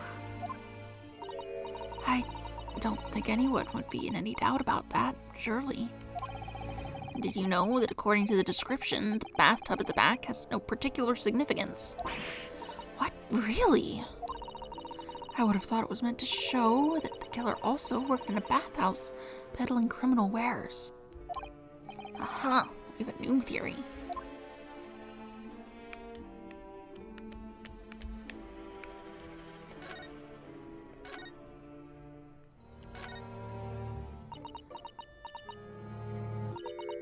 This one's posture reveals his weakness. Sorry? The killer's stance leaves him wide open to attack. I'm quite sure I could see him off with a Susato takedown, then a Susato squash, and finally a Susato smash. Right. If that doesn't render the culprit unconscious, a Susato slam should finish him. A Susato slam? Oh, I'm sorry. It's rather hard to explain. Leave yourself open slightly and I'll demonstrate. Absolutely not.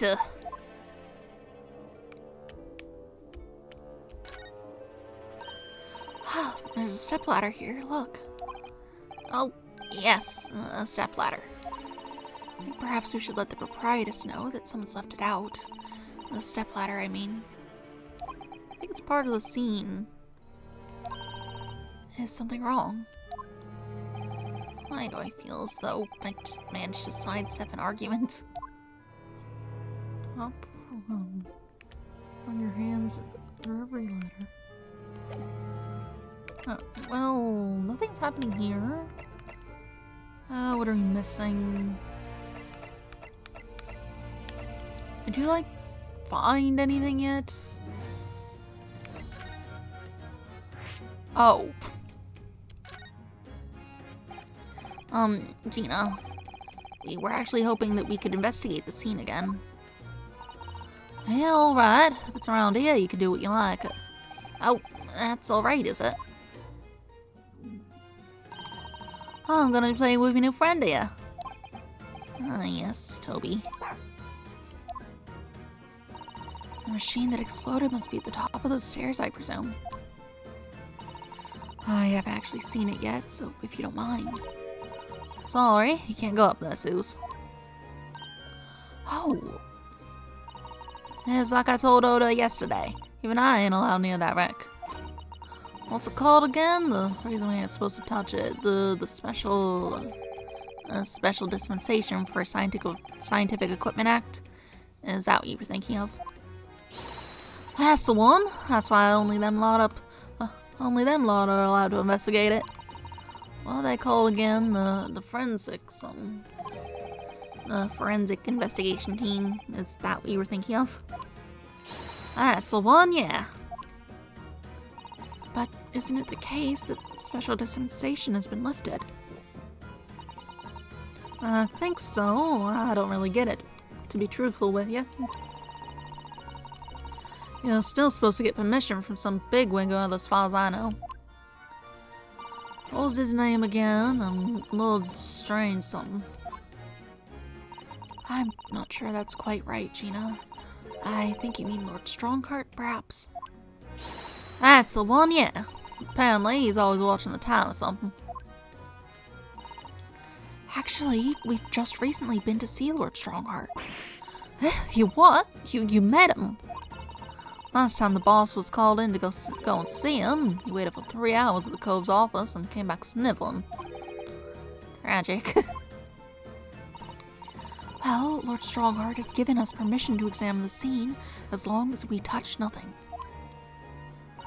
Oh yeah? Honestly. Alright then, go ahead. But if it turns out you're lying, then it'll be the boss who gets it. He'll never eat another chip again in his life. So, you're still saying all this is above board, are you? I'm sure everything will be fine. That really would be tragic. Alright then, there's the stairs. Off you go.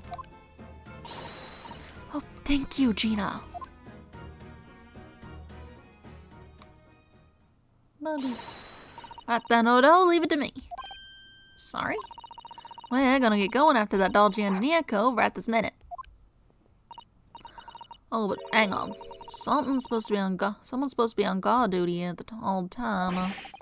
I'm afraid we can't help. We need to get on with our investigation as well, Gina. There's 2 guys over there. Oh, right. Oh, well, never mind. It ain't gonna be me what gets it in the neck. It'll be the boss. Poor Gregson. Again, huh? Ready, Toby? Got that little sign, have ya? Come on then, boy. See you later.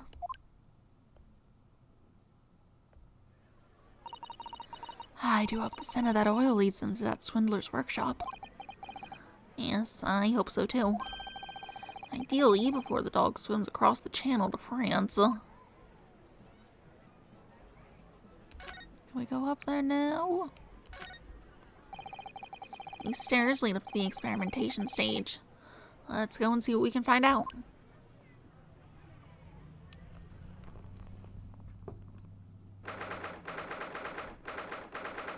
23rd of October, the Great Exhibition Grounds Experimentation Stage.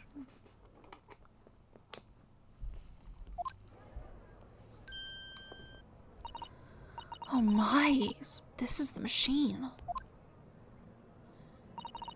that was used to deceive people into thinking instantaneous kinesis had taken place. Yes, that's right. Or rather, it was the machine. It's a little worse for wear at the moment. What extraordinary lengths Professor Harebrain went to in order to obtain the research grant. No, the professor was strict as well. He didn't know anything about it. Yes, of course. It is amazing, though, isn't it? The scale of the whole affair is so very British. You're right about that. You'd never see such a grand deception in Japan, that's for sure. Oh, look, is that? Hi, Lord von Zieks. So, I think we're more or less done here, aren't we? Shall we, Mrs. Sato? Already? He is the Reaper, remember? We do well to keep our distance, I think. But we have permission to be here, from the top. We're perfectly well allowed to investigate this machine, as long as we don't touch anything. From the top? You mean Lord Strongheart? Exactly. So we can stay here and stare at this wreckage for as long as we like. She could have been the center of the explosion. She could have been at the center of the explosion here, and it wouldn't have bent her steel will. Ah. well, let's look around. We'll talk to you once we're done looking at objects. Anything on the floor is interesting? No.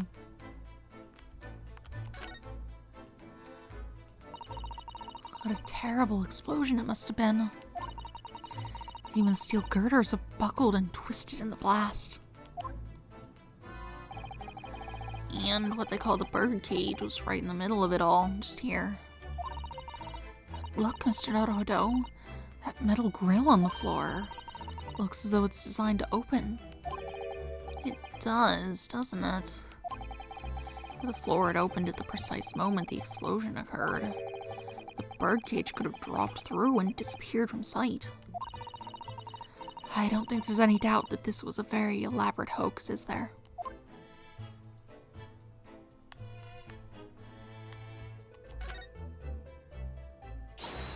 Oh, isn't it exhilarating? All this different architecture from all corners of the world. It does make you feel a bit like an explorer, doesn't it? I know it's all subjective, but the onion-shaped roofs have rather caught my attention personally. It is very subjective, isn't it?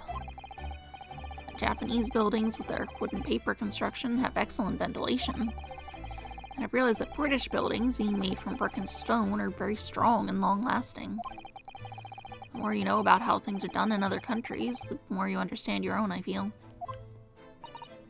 Oh yes, I do agree with you there. But I can't help wondering what an onion does for the roof of a building. I mean, I suppose it's playing on my mind because I don't like the taste of onions. You really oughtn't let your taste in vegetables dictate your taste in roofs, Mr. Naruhodo.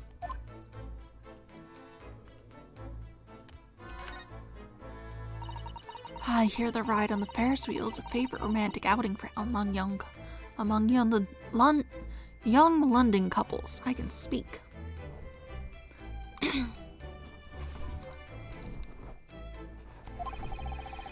I think the romance would be slightly spoiled by the abject terror, personally, but then I'm not a Londoner. Are you a little scared of heights, Mr. Naruhodo. It's not that I'm scared, not at all. It's just that staying on the ground seems so much safer. Well, perhaps I shall have to ask Iris and Mr. Sholmes to accompany me on it Well, perhaps I shall have to ask Iris and Mr. Sholmes to accompany me on it in that case. And you put it like that, part of me does want to give it a try. Oh dear. It's complicated for you, isn't it? What's this thing? This wasn't here yesterday. Really, but if I'm not mistaken, it's the cage in which the victim was standing before he was apparently beamed through the air. That's right, the bird cage. According to what Professor Harebrained said in court, it's made of wood. Or more precisely, Japanese cypress, I think. Despite having been in an explosion and then falling from a great height, it's relatively unharmed. What's wonderfully durable construction, wouldn't you say, Mr. Naruhodo? I'd understood that the forensic investigation team had taken it away yesterday to examine it. I suppose they must have brought it back here when they'd finished their work. But sadly, not with a body inside it. No, that's right. I know we were given strict instructions not to touch anything, but still. This is too important a piece of evidence to overlook. We might need it for the trial. Birdcage from the machine has been entered into the court record. The wooden cage was used for Professor Harebrain's experiment. This cage, with the victim inside, crashed down into the crystal tower. You can also look at this. Look at that. Look at that horn-shaped transmitting device. Isn't it amazing? That's exactly what I thought when I first saw it. Makes you think, doesn't it? If only it had just been a normal horn, none of this would have happened. That's almost exactly what I thought as well. I bet I can predict what you're going to say next in that case. You're about to say, nothing ever goes to plan, aren't you? Oh no, I would never say something like that. Balloons. However much I look at them, I just can't come to terms with those 10 Maori handballs floating in the sky. You've been glaring at them constantly since we came up here. Sorry, the feelings of wanting to ride in one and wanting to never set foot in one are fighting it out inside me. But if you don't look where you're walking, you might fall from the stage. I don't think I'd notice. That's how fiercely the battle inside me is raging. There's like fencing on the stage. It should be fine. I think you should make peace with riding in one, Mr. Naruhodo. It really would be much safer that way. Yeah, they're all the same. Whoops. Hi, I'd like to talk to you. Ugh, least approachable man in the world, winner, 10 years in a row. Be strong, Mr. Naruhodo. Your country and your assistant stand firmly behind you. Lord Von Zeeks.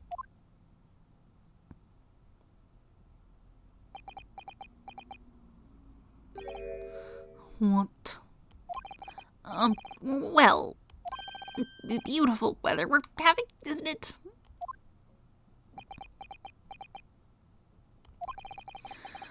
I thought I was making it quite clear that I didn't want to be disturbed.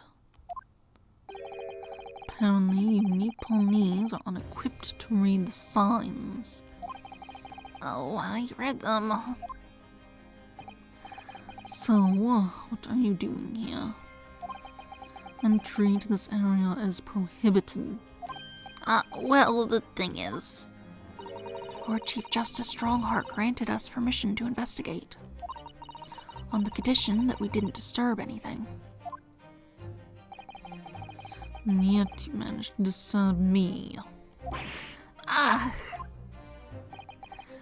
Never mind. State your business then.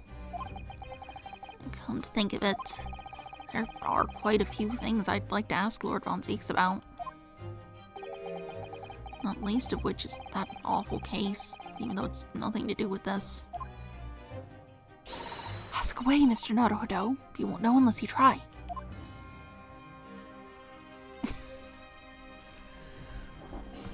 Bother you about something unrelated that you probably don't want to talk about.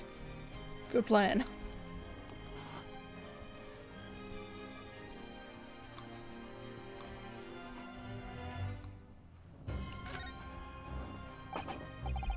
So, Clint.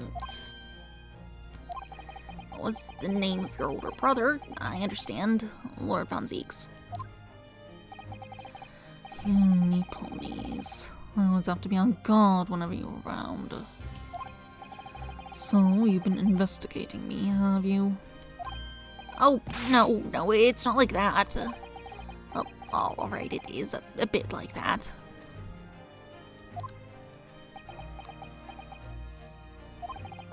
My older brother was also a prosecutor. He was the pride of the Von Zieks family. But tragically, a vicious killer took him from us. A professor, you mean? I think when he moves his hand back down to his side, his arm clips through his sword. Is something funny? That's the extent of what you discovered, is it? I shouldn't be surprised. Sorry, there's more to it then. That cluster work is very much your trademark, isn't it?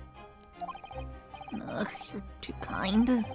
Going to tar all me ponies with the same brush next. Yeah. So tell me, what is your interest in that historic incident?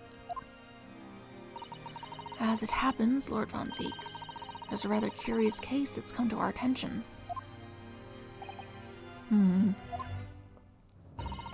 Are you aware of the Madame Tuspel's Museum of Waxwork by any chance? I am, naturally. I believe that since last month I feature one of the displays there, for public scorn. Of course, the infamous Reaper of the Bailey would have to be exhibited, wouldn't he? Well, a particular waxwork has been stolen from the place and held for ransom. Particular waxwork? Which, wait, you mean? Yes, it's the professor. Mr. Sholmes is investigating the case as we speak. I wasn't aware of that. He's turned as white as a sheet.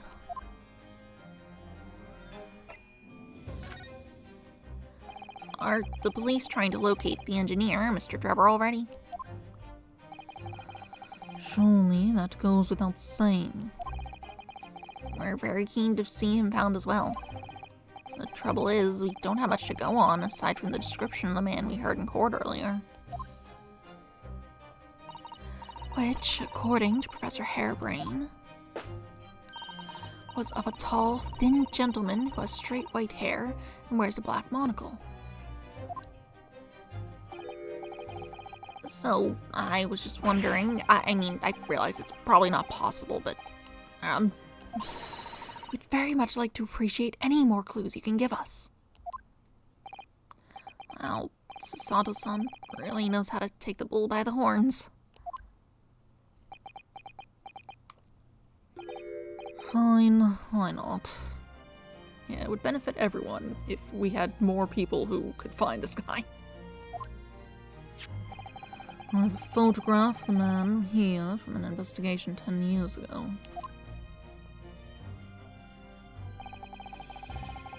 Oh, it appears he already had that black monocle at the time.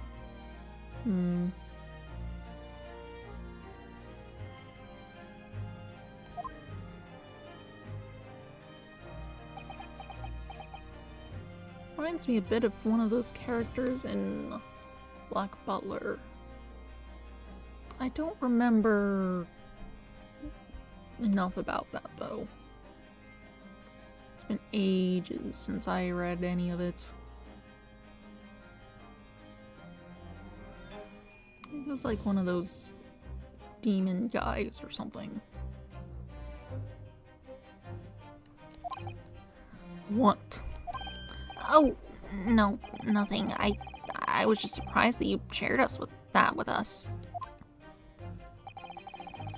We all need the man's testimony in court tomorrow, which means we have to do everything we possibly can to track him down in the short time available. So why wouldn't I show you the photograph? What is it about Lord Von Zieks? Sometimes I just can't work him out at all.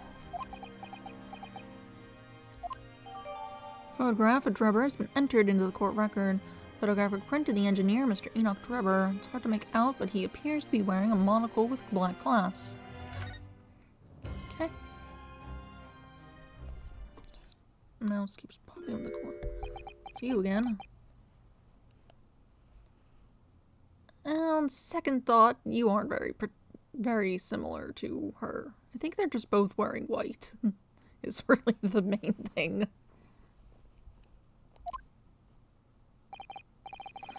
Oh, the file I requested for the trial tomorrow. Thank you.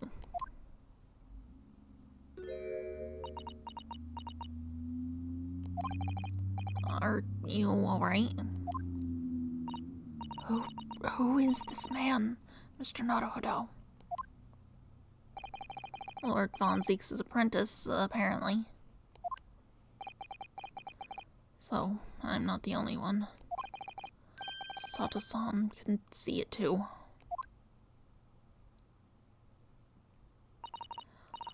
Lord Von Zieks, may we speak with your apprentice for a moment? With him? Why?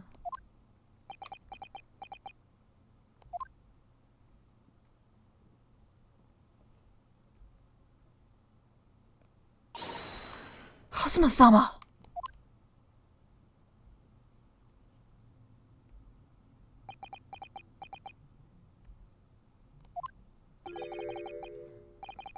Kazuma? I don't believe it. Your posture, your presence. It can only be. It's you, isn't it, Kazuma-sama?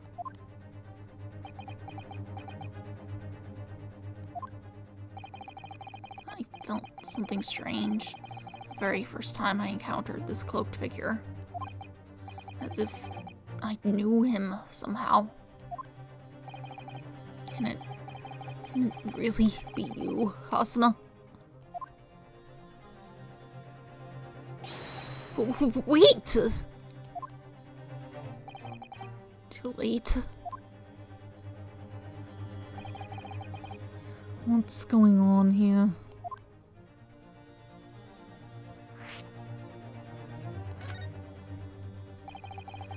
What is your interest in my apprentice exactly?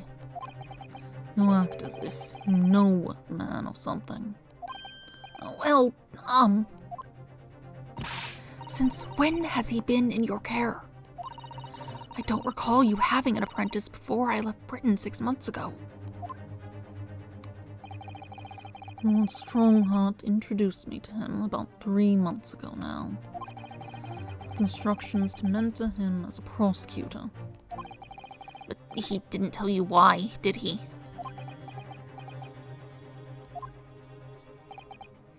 The man appears to be suffering from amnesia. He's forgotten every last detail about himself. He has amnesia? Tomorrow, he will appear in court at my side. What does... He's to serve as my judicial assistant on Lord Strongheart's orders. He'll be in court with us? Now then, unless I'm much mistaken, I believe this conversation has run its course. Oh, yes, thank you. definitely saw a reaction there. When Sato-san called out like that, it really seemed to hit a nerve. When she called out Kazuma-sama.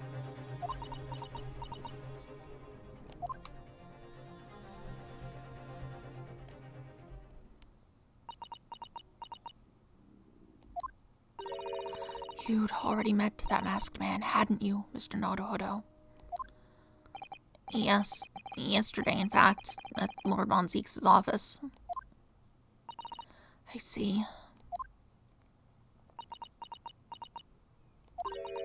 And if Kazuma-sama really is still alive, it means that Mr. Sholmes lied to us. I know. We're going to need to speak to him about that.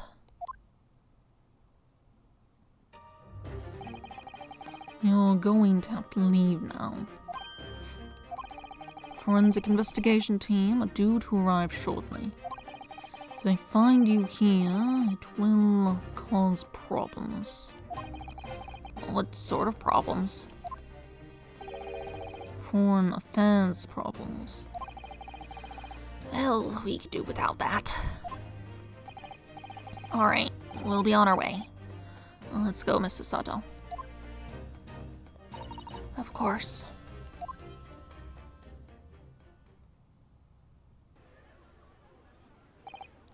Well, I think we're done with all the investigating we can here for now. If we could just determine the whereabouts of Mr. Drebber, I'm sure Gina and little Toby won't let us down. Now then, do you think we ought to try to speak with Mr. Sholmes at this point? We have things to discuss, and I'm dying to meet him again after all these months. Yes, it's quite possible he might know something useful. You're right.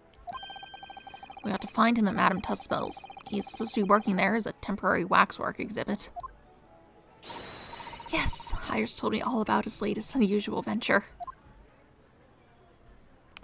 Well.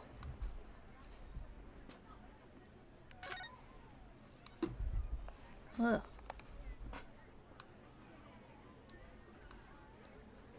Suppose we don't need to go as far as channeling. If he was never dead in the first place. My mouse. Keep trying to keep it in the corner, because for whatever reason it does not, like, disappear like it does in the Apollo Justice trilogy. I think even the Phoenix Wright trilogy did it. It's not set up for that properly. 23rd of October, Madame Tuspel's Museum of Waxworks. Here we are again, at the House of Horrors. I'm afraid I haven't gotten used to this place yet. I'd still like to turn on my heels and go straight home. Via the confectionery, of course. So Sato-san really is after something sweet today, isn't she? What's the matter? Look, Mr. Naruhodo, look at that waxwork. I'm quite sure it wasn't there before. It looks exactly like Mr. Sholmes, down to the very last detail. Uh-huh. What is it? Oh, sorry. I think you'll find that's the temporary waxwork himself.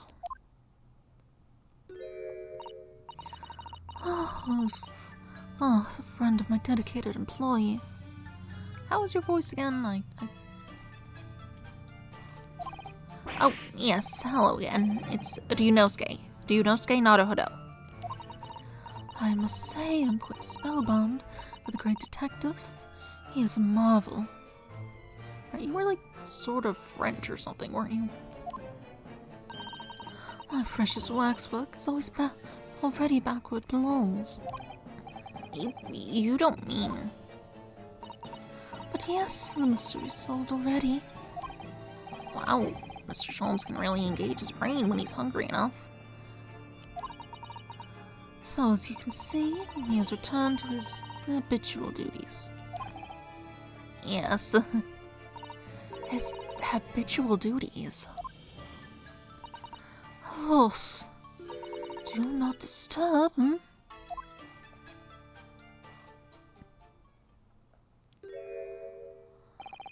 Poor Susato-san. She looks very perplexed.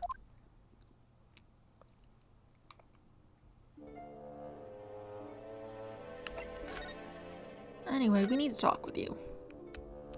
How's it going? We really do need to speak with Mr. Sholmes, and I'm longing to say hello again. But where is he?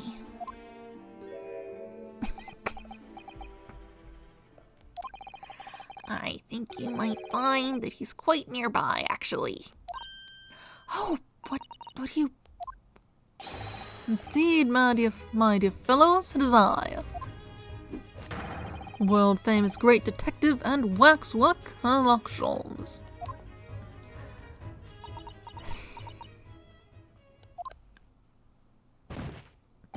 Susato-san! Susato-san! You scared her. How could you? My most humble apologies. I thought I died and gone to eternal paradise for a moment via London. My dear madame, allow me to make amends by offering you a tasty free deduction at some point. As long as it's not of questionable street view food quality. I don't understand. Why are you working at a waxwork here, Mr. Sholmes? Merely as a secret identity, you understand. Oh, the case is largely solved now. Largely solved? You're talking about the waxwork abduction, I presume?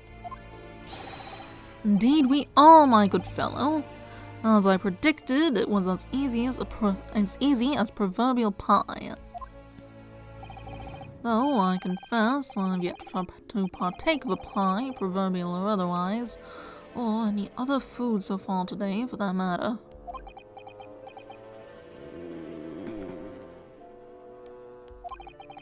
That stomach rumble echoed around the whole museum. So, how did you manage to solve it so quickly? Oh, well, do you remember I said it was largely solved? It was largely solved. Anyway, I simply negotiated with the culprit. Are you familiar with the so-called telephone? Oh, yes, it's a most modern invention, allowing you to hold a conversation with people far away. In Japan, only in the imperial capital and a handful of other cities are connected as yet. This morning, a telephone call was received here from the perpetrator of the abduction. As such, I was able to negotiate terms. In the end, the waxwork was returned. That's amazing. Just between you and I, it would appear the culprit had always intended to return the stolen waxwork in any event. Oh, but I thought whoever was responsible had demanded a ransom, no? Yes, I think perhaps a ransom demand was necessary to avoid unwanted suspicion regarding the true motive. But does that not mean your negotiating was entirely unnecessary?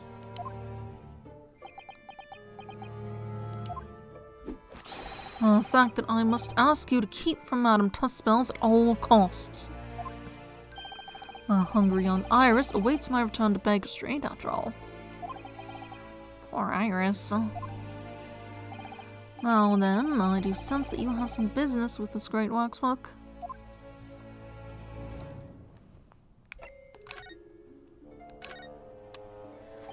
We're in the process of trying to track somebody down. Oh. Yes, a man by the name of Enoch Drebber. He's the swindler who duped Professor Harebrain and the engineer who built the kinesis machine. Swindler and an engineer. Quite the modern man. He also seems to be a conjurer of sorts, too, with considerable knowledge of stage magic. We really need to locate him before the trial resumes tomorrow morning. But we have so few clues to go on. That's the trouble. Do you have any good ideas? I have no data yet. It's a capital mistake to have good ideas before one has data.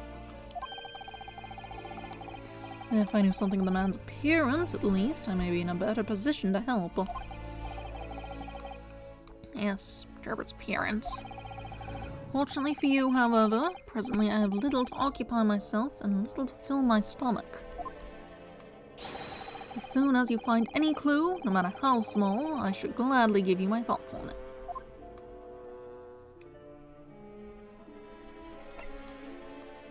Putting more chapstick on. See if that helps.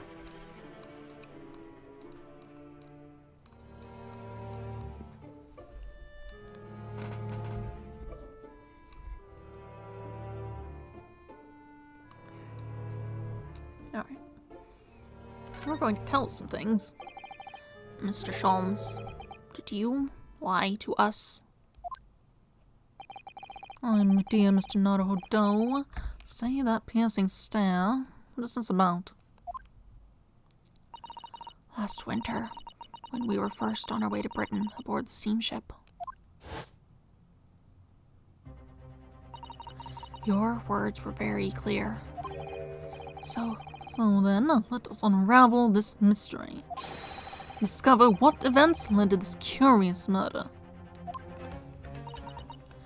You told us that it was murder, and you examined Kazuma-sama's body. Indeed, and wherein lies the problem? We met him earlier today. The victim, Kazuma Asugi. You're quite sure? You're quite sure? He was wearing some sort of mask and was apparently suffering from amnesia. But yes, I'm quite sure it was Kazuma-sama.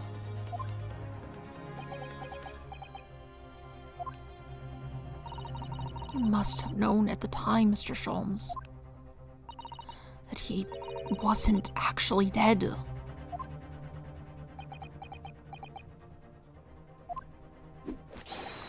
Well, I can only assume I was swept up in the murderous atmosphere of the moment. But the fellow wasn't dead at all. Priceless. I don't suppose that performance would pass muster, would it, Mr. Naruhodo? I could believe that the crewmen present at the time made a mistake. But not you, Mr. Sholmes.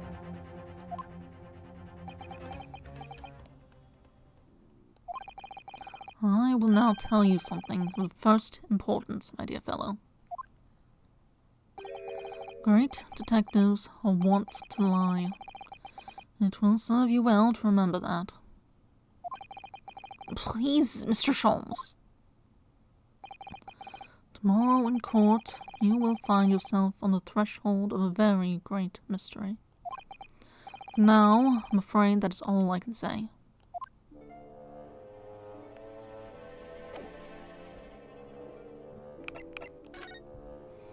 Oh, here's a picture. Actually, let's look at this thing. We can turn it around and see it. It's broken down here. Look here, Mr. Sato. Oh yes, the wood's cracked and broken a little. I suppose because it fell from such a height. Yes, from the height at which the balloon was flying down into the crystal tower below. A fall of about 30 feet or 9 meters. Leaving the man inside tragically dead. The details of the wooden bird cage have been updated in the court record. Crashed down, causing damage to its base.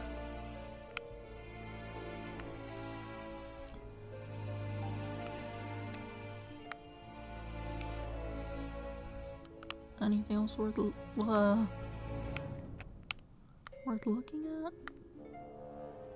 Doesn't seem like it. Anyway, look at this thing. Mr. Sholmes, would you cast your eyes over this photographic print? It's of Mr. Enoch Drebber, face of the engineer we seek.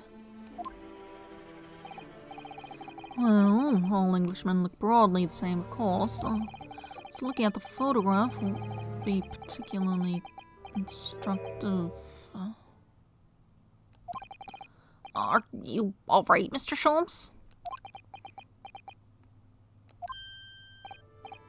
Yes, forgive me. Very interesting, this. Very interesting indeed. What's wrong, Mr. Sholmes? You've turned quite pale all of a sudden. Suppose it's someone you know?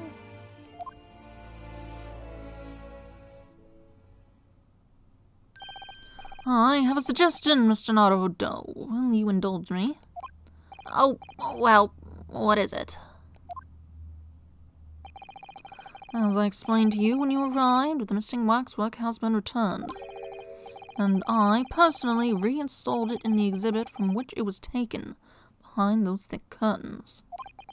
Oh, yes, the professor exhibit, isn't it? Would you like to see it for a mere 5 shillings? That's a special one-time only price, you understand. What? The opportunity won't come again, I might add. Wouldn't you like to see the fruits of my labor? Oh, well, we do have a rather pressing investigation to carry out. Perhaps we could postpone. The price is a very reasonable 5 shillings. I think you'll find it's well worth it.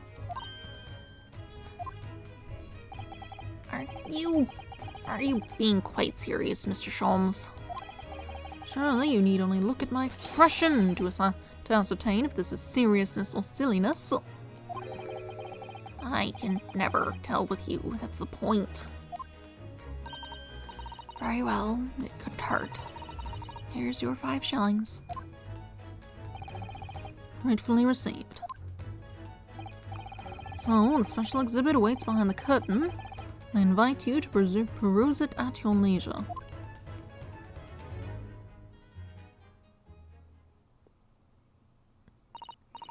Well, the money's been spent, so let's go and see the special exhibit.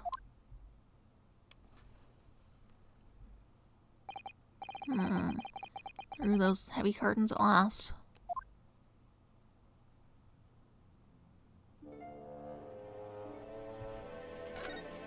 Suppose we have to.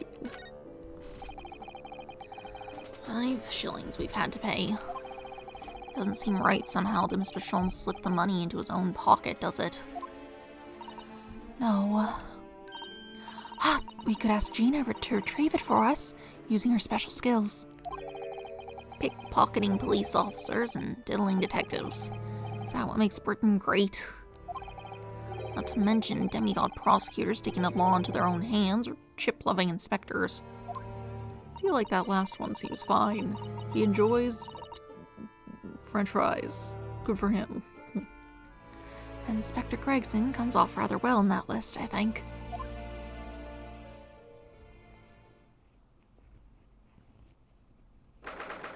"23rd of October, Madame Tuspel's special exhibit." It's its own. Ooh, well. Seem to be missing its head. Oh dear, I felt a shiver run down my spine as soon as we walked in here. Susato! I'd say we turn on our heels and go straight home, you really big confectionery. We certainly can't do that. We've paid 5 shillings already. True. Actually, now I'm looking a little more closely. We paid good money to see an exhibit that's clearly incomplete. The nerve of the great diddling detectives is far more terrifying than anything else in this place. This must be what Mr. Sholmes meant when he said the case was largely solved. Be that as it may, Mr. Sholmes heavily implied there'd be a clue about the engineer in here, didn't he? But where? Since we paid 5 shillings, let's do 5 shillings worth of investigation, shall we? Yes, we will get what we paid for. Is that fear or frustration that's making Susato-san's voice tremble? Well, I mean, pretty obvious. Headless. What's going on? This must be the killer. The fiend, noticed the professor. Yes, I think so. According to what Madame Tussbell said, he killed 5 victims, all of noble or royal blood. The waxwork is so lifelike, isn't it? Like all the models in this place. I know, it looks like it could start moving at any moment, doesn't it? If only it had a head, that is. Perhaps we should examine it in a little more detail.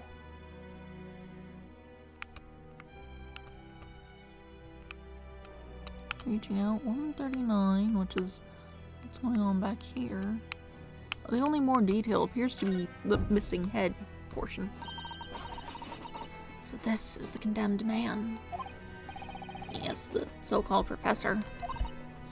Then, perhaps, his head was chopped off by a guillotine. But unable to find peace, he emerged from his grave as a headless ghost.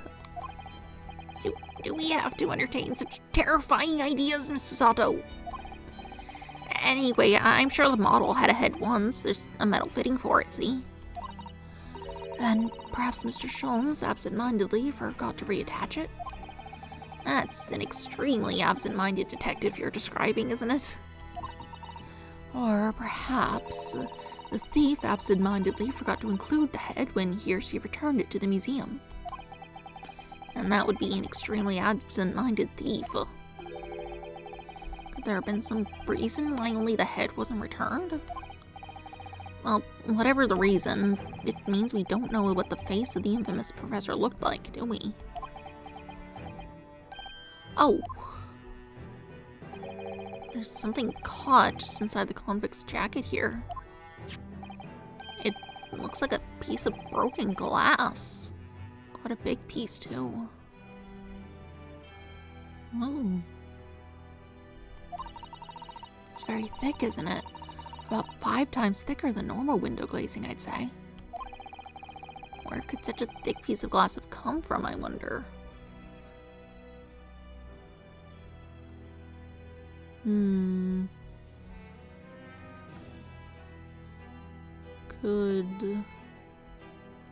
Could this have been the thing in the balloon? And it broke and people were sort of freaked out, and then they just kind of swapped. They killed the guy who was on the stage and then swapped his body when people were distracted somehow. I don't know how you'd manage something like that, but I'm not sure where else glass like that could have come from. I suppose it must have been made thick to increase its strength. But why? Well, perhaps because the glass had to span a particularly wide area, such as in a big building, for example.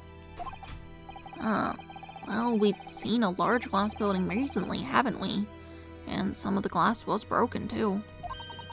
You don't mean... Exactly. The Crystal Tower at the Great Exhibition. But why would glass from the Crystal Tower be lodged inside this waxworks jacket? It makes you think, doesn't it?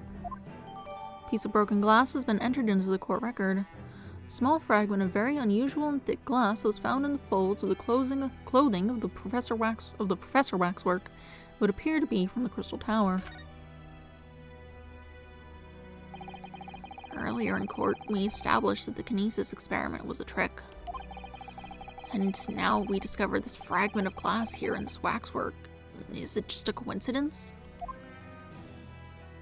Fingers look all messed up. Why do they look like that? Are they broken? Anything else to look at here? I don't think there is.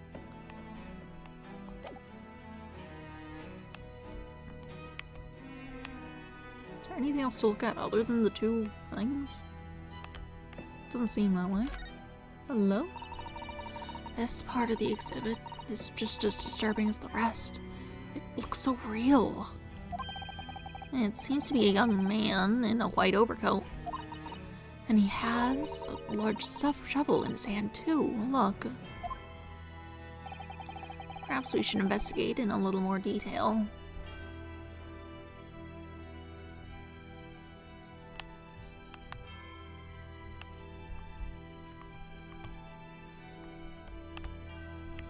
Got camera. What's this here? Oh, this would appear to be a lens in the middle, so I believe it's probably a camera. A camera? But it's so small. British technology is incredible, isn't it? What about Mr. Sholmes' skin prints? I think perhaps you should treat Mr. Sholmes' inventions as exceptions to the rule. But anyway, why would the man be in a graveyard at night with a camera? I wonder. Perhaps he was trying to capture the moment a dead body came back as a ghost on film. We'll just borrow this for a little while, I think. Camera's been entered into the court record. Camera from around the neck of a waxwork in the Madame Tussauds special exhibit. By looking at the photographic plate inside the camera, we can see what picture was taken. What's a photographic plate? It's a piece of glass coated in a special emulsion that reacts to the light coming in through the lens. If we open the cover at the back of the camera, we should find it. Let's have a look. You should see yourself, Susato-san. Your eyes are shining. You really do like machinery, don't you? Suppose we'll look at that once we're done with this. We can see a shovel. What a large shovel. He's holding it rather ominously, isn't he? What on earth was the man doing with a shovel in a graveyard in the middle of the night? Miss Susato. Yes. That's a spade, isn't it? No, it's a shovel.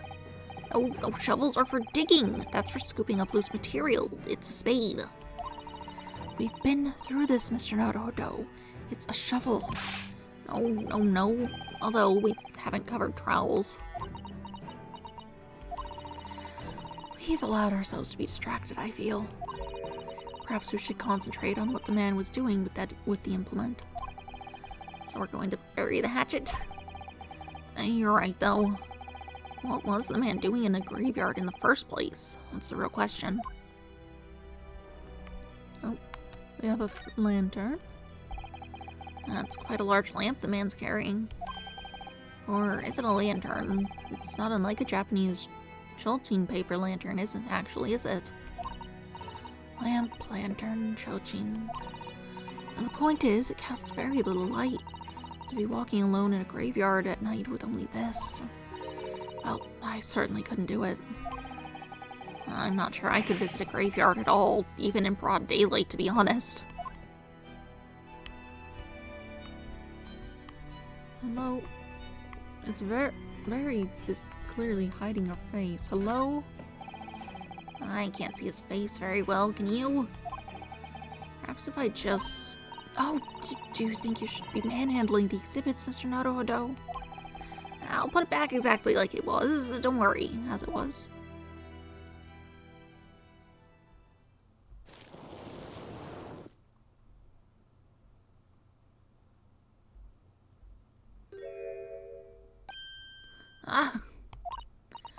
What on earth? How can...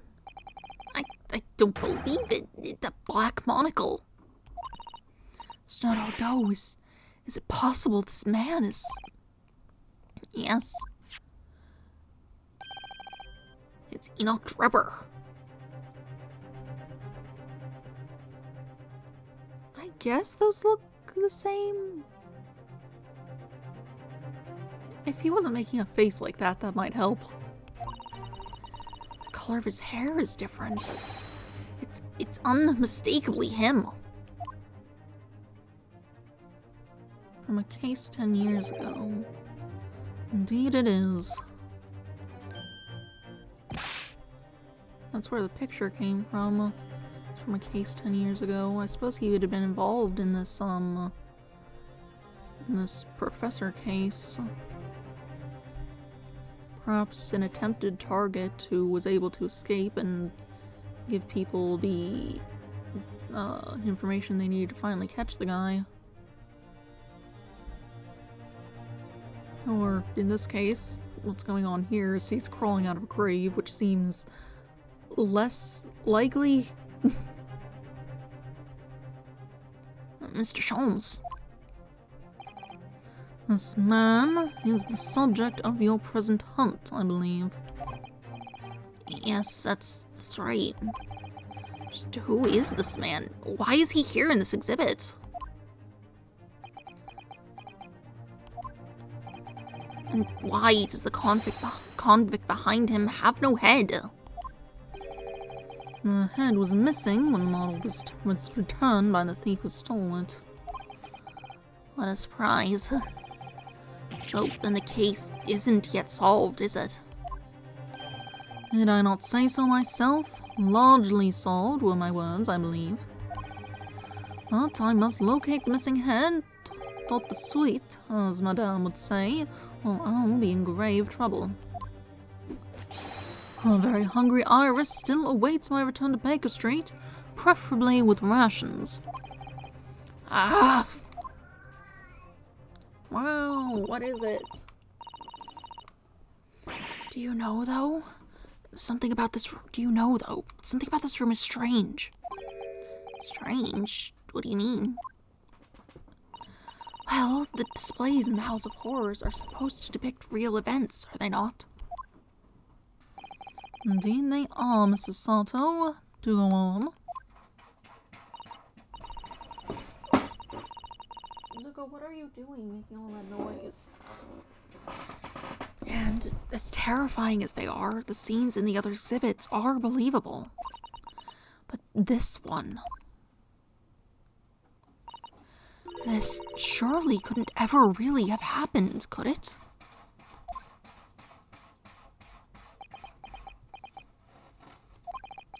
I think it's time I educated you a little about the nature of the incidents involving the professor 10 years ago.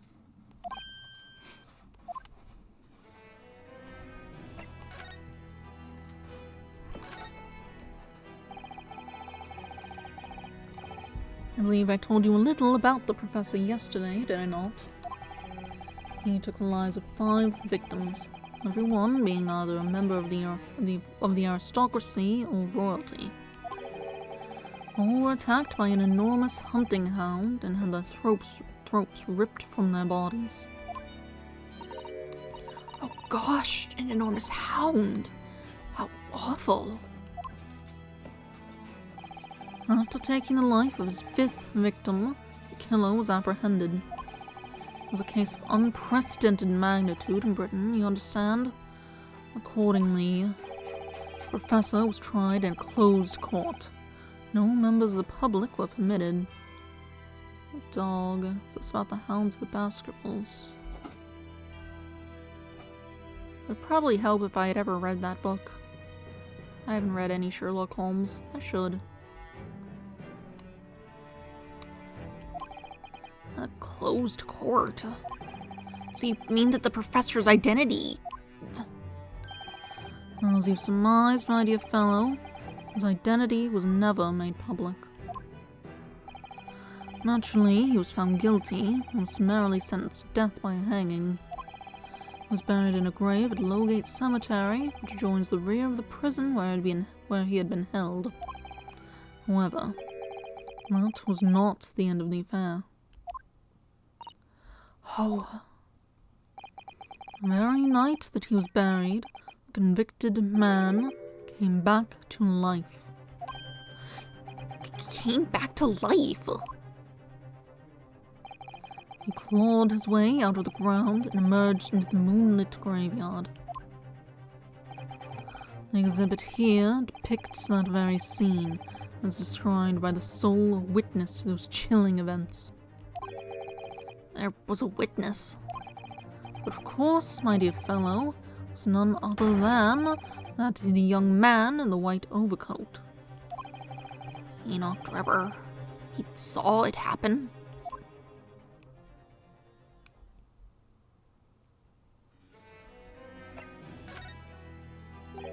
So this is a waxwork model of Enoch Drebber. 10 years ago, A convicted professor, having been gibbeted and buried, emerged from his grave in the dead of night. The sole witness to that unimaginable scene was this young man. From appearances, I would say he was about 20 years old. It's so horrifying. Scared out of his wits, the young Trevor ran to a nearby police station to report the incident. And the sheer terror of what he'd seen is said to have turned his hair white overnight. Yes, as shown in the photograph we have of him, his hair is completely white. For the following few days, the story of what he had seen was on every front page in the capital. The public was frantic for every last detail about the killer who'd come back to life. As you've seen, an exhibit was even created here at Madame Tuspel's. I can quite understand why the man's hair turned white, certainly. But what I don't understand is what Mr. Drebber was doing in the first place. A lonely graveyard in the middle of the night. Yes, what was he up to?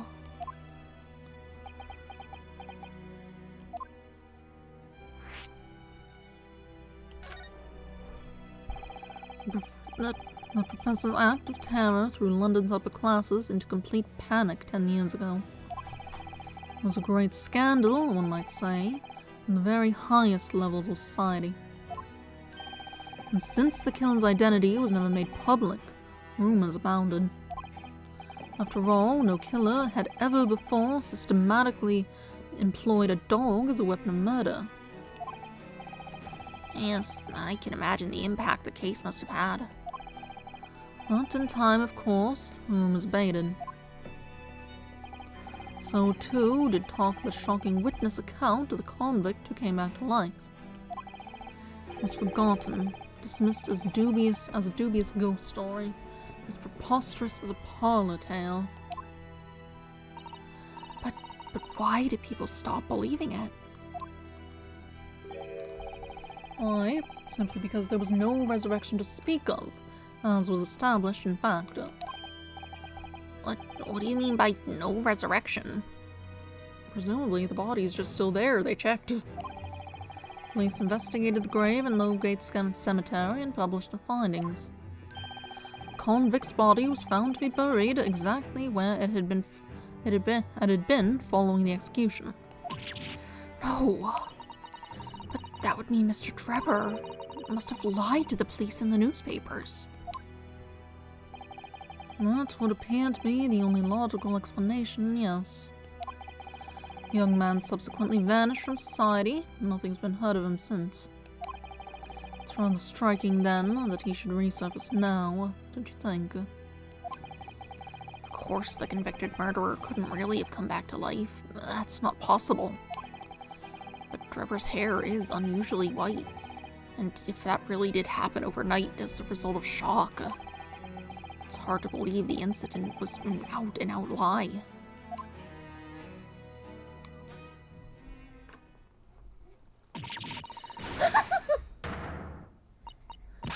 What the bleeding Lordo? What have you gone and done?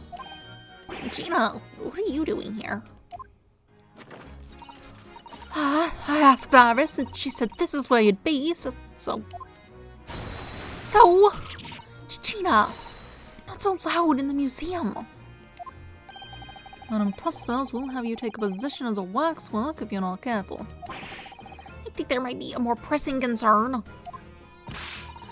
I still had some flash powder left from 6 months ago, so... All right, Gina, we understand. But please, put down the gun.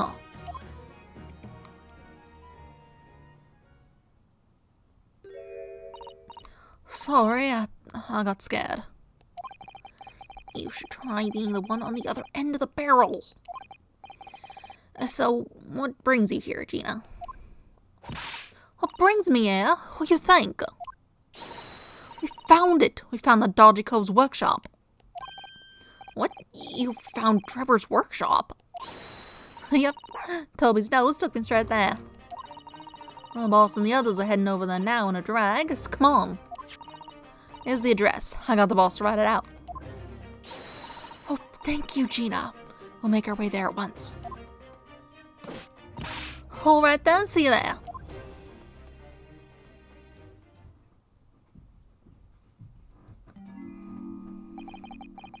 Here you go. Don't mind me. I'll just stay here, being still. What?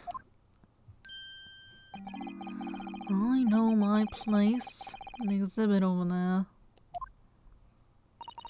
Oh dear. Someone's feeling sorry for himself.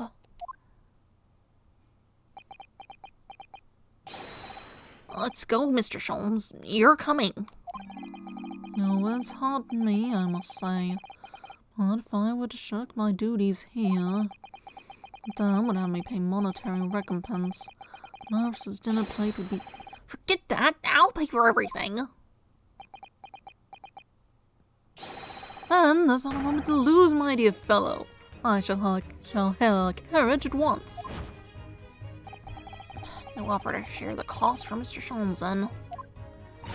I shall gladly pay half, Mr. Naruhodo. Thank you, Mrs. Sato. Right, let's go. Got some sort of prototype here or something? 23rd of October, Enoch Trevor's workshop.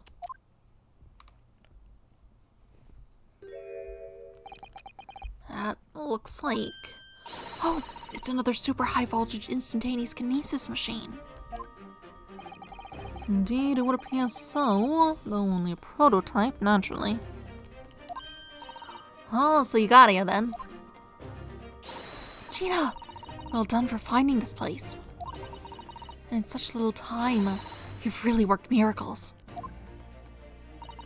But Stelby is a miracle worker.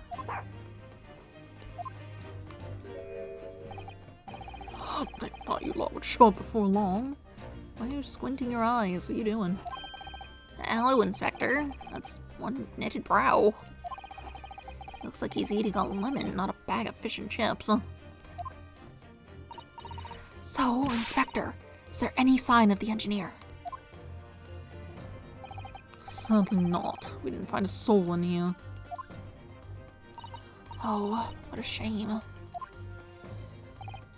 Well, thank you for letting us know about this place and giving us the chance to investigate.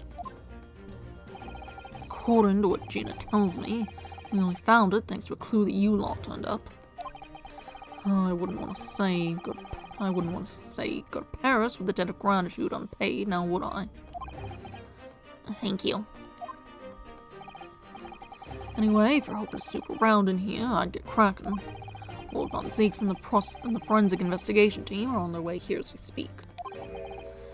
And again, I imagine you got the picture by now. I don't take too kindly to lawyer types. Right. So then, my dear fellow, let's turn this place upside down whilst we have the chance. You, Sholmes. Pardon? They take even less kindly to great detectives than they do lawyers. Very droll, Gregson, very droll.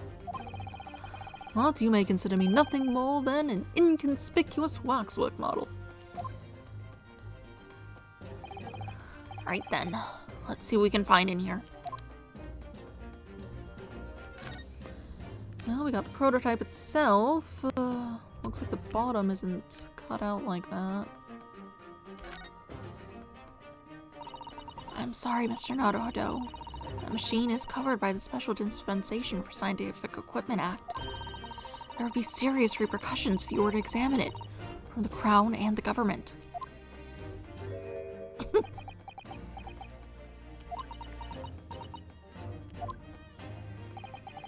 Well, those two don't seem to be holding back. And it's quite hollow inside. No working parts or devices of deception to be seen, my dear fellow. No loose change dropped on the floor or nothing. Not even a bone for Toby here, my dear fella. British people are very much ruled by their own ideals, aren't they? I think that's just these two, Mrs. Sato.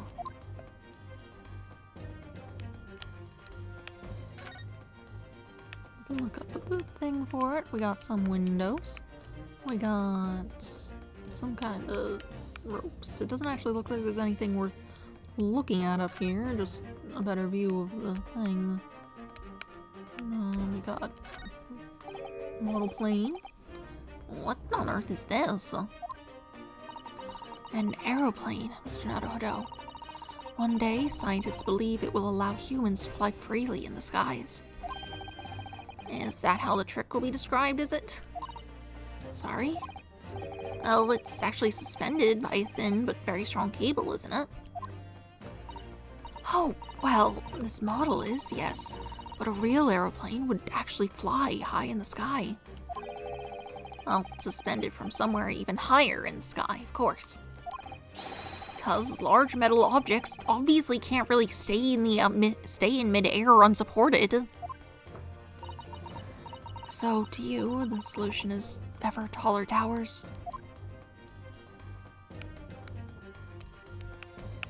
We have some sort of trophy. Oh, this appears to be most interesting. Yes, most interesting indeed, wouldn't you say? It's an impressive looking back massager, that's for sure. I've no doubt that if you hit your shoulders a few times with that, your aches and pains would soon go away. It's a Royal Society trophy for excellence in science. A young scientist could wish for no higher honor.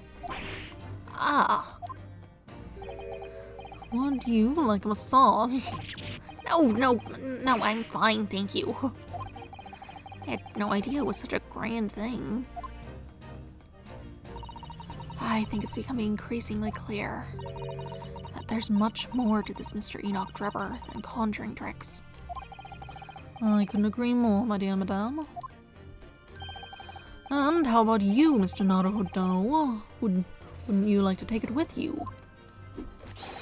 Or your tired shoulders, of course. He's not going to let that go, is he? It's curious, though, isn't it?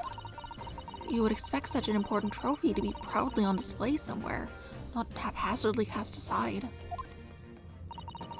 English gentlemen can be quite a mystery at times. Science trophy has been entered into the court record. Royal Society Trophy for Excellence in Science was found in Mr. Drebber's workshop. It's a very prestigious award for a young scientist.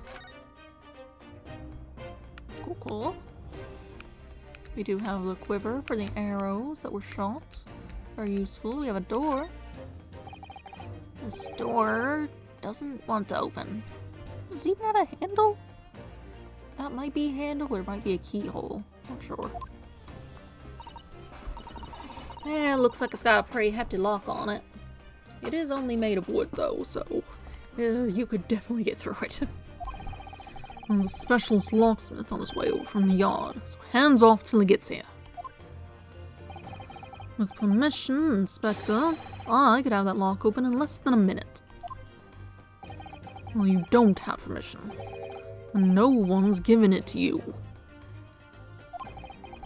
Gregson looked as though he really enjoyed that. Well, there's no sound of anybody on the other side. No, Drebber must have fled at the first sign of danger.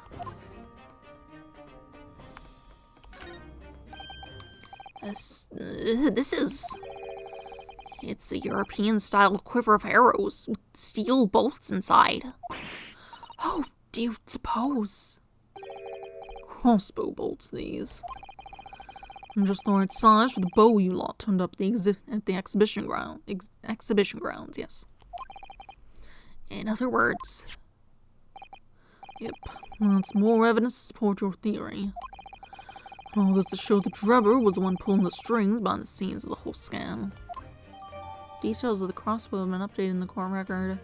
Crossbow found hidden behind a tree under the experimentation stage at the exhibition grounds belongs to Mr. Enoch Drebber.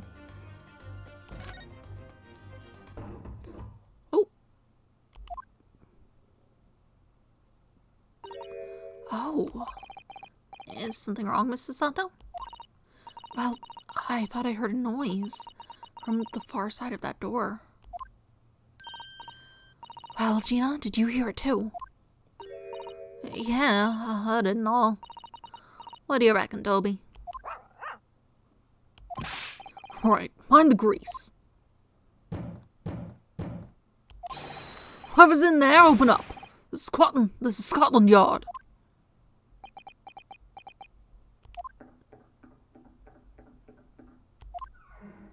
Oh. They run further away. Oh my, someone is in there. Oh, this rotten bleeding lock.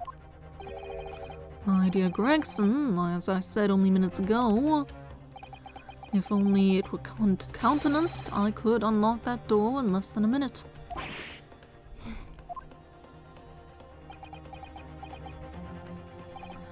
Fine, I'll take the rap for it. Just get us through that blasted door. There, you may enter at will. You've confused minutes with seconds, I think. Time is of the essence, I feel. What are we waiting for? Nothing forward, I suppose. This is an emergency. There's a strong possibility that behind that door is the engineer you all seek. Be prepared for action, my dear fellows. Yes!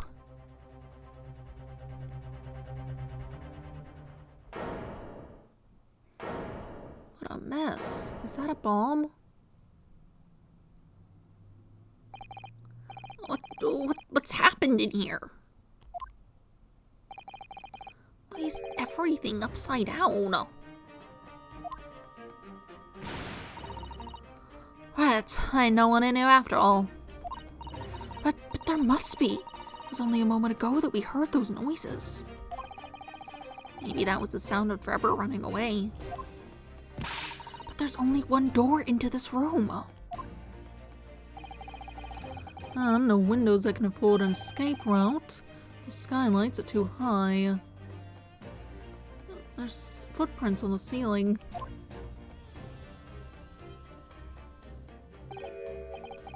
What's that up there? Also, there's a big bright red bomb in the middle of the room that I feel like you should all take a look at. Are they footprints on the ceiling? Lonely. What do we hear then? We're also ignoring the bomb. Looks like someone was trying to burn something in a hurry. Oh, that looks like a set of blueprints. To what? To Professor Harebrain's balmy machine, is it? Blimey, we had these. There'd have been no need to muck about trying to investigate all that scrap metal. There's something of great interest here, too. This rope is lying on the floor at the foot of that pillar. A rope? What's significant about that? You can climb out the window with it. Never mind. You see, but you do not observe, Mr. Naruhodo. We must investigate the entire room thoroughly, and before the forensic investigation team arrived too. Yes, thank you. You're looking at it now. I suppose nothing will happen with it while I'm looking at other things. That's a very large safe. I don't suppose even Mr. Sholmes could open that lock. Although, if you were a thief, you could just steal the entire thing, I suppose. Seems to be bolted down. Huh. It's bolted to the floor to prevent exactly that sort of underhanded trick, Mr. Naruhodo. Well then, you could just steal the floor as well, I suppose. I'm sorry, but you really aren't making any sense at all. Anyway, I think we can agree that whatever is inside, it must be very important.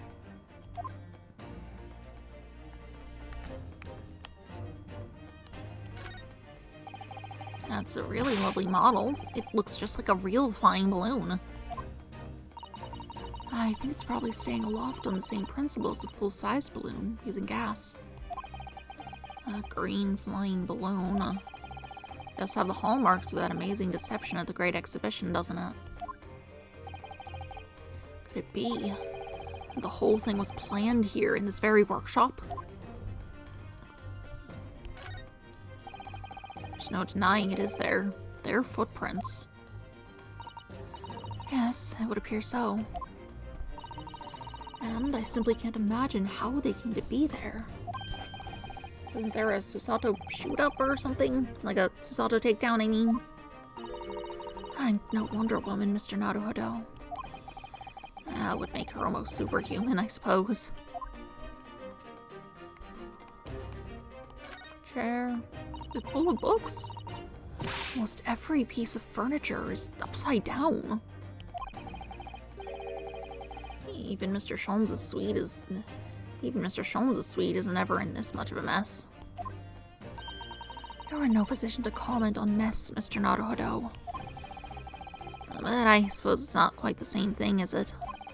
I mean, it's not messy in here per se, it's that everything is literally upside down. But why?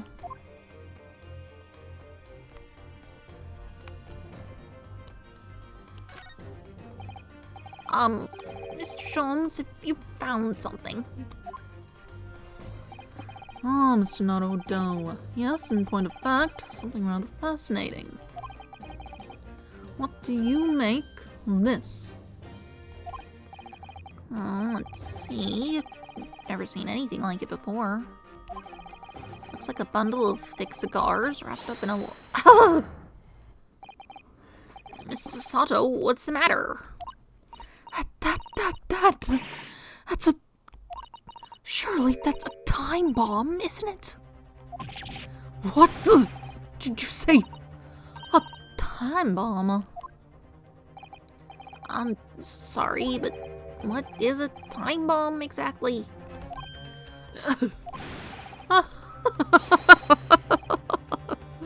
You truly are one of a kind, Mr. Naruhodo.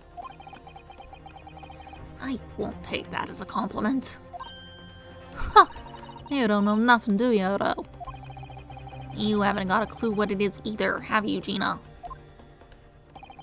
I invite you to consult a dictionary later, Mr. Naruhodo.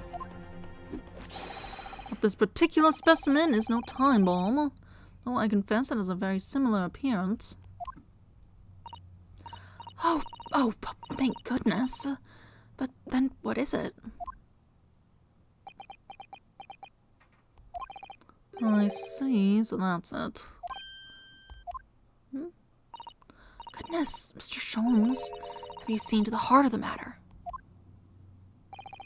There are times when I consider my lot most unfair, for I'm fated to never to know how it feels to flounder as you do when a puzzle presents itself.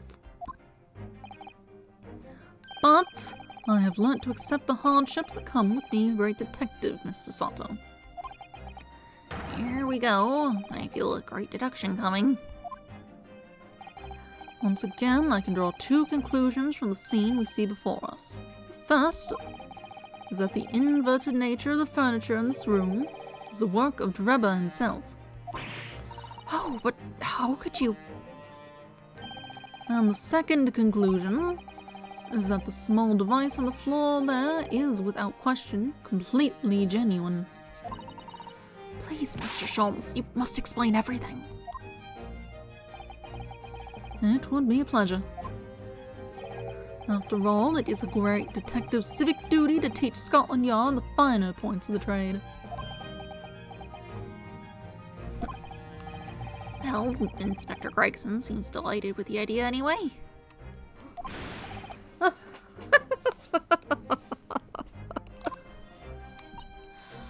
Oh, you deflected the inspector's glare with such fortitude there, Mr. Sholmes.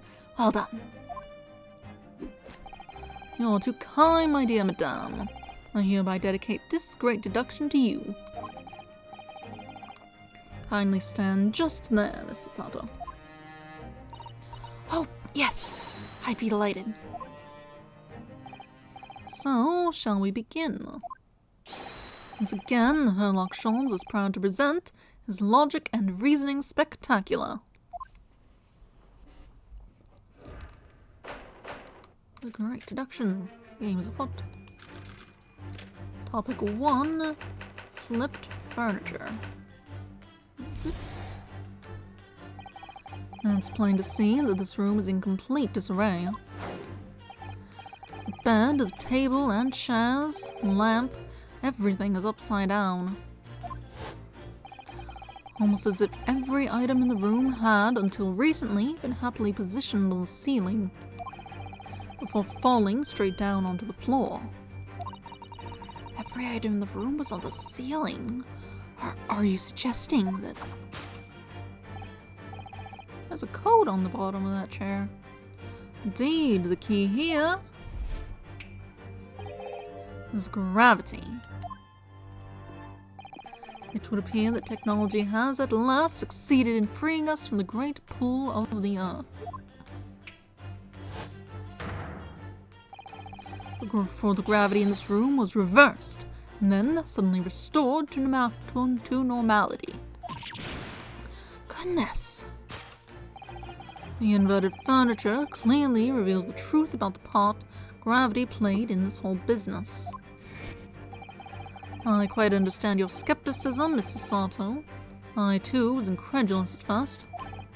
However, my conviction in my analysis was cemented when I observed this. An anti-gravity device, almost identical to one that featured in a dream of mine only the other day, in fact. But then why does it have a clock on it? Most relevant question indeed. That is a timing device that controls when the gravity direction will switch. There was clearly a requirement for the engineer to be able to restore normal gravity automatically. And the commotion we heard earlier from the other side of the door was the moment that restoration occurred. Yes, the reason why everything in here has been turned upside down is because of the anti-gravity device. So you see, we need to look no further to explain the state in which we now find this room. The direction in which gravity acts in here was reversed by Mr. Drebber, before being restored to normality in an automatic fashion sometime later by the timer device. I have witnessed precisely the scene in a dream I once had when I fell out of bed.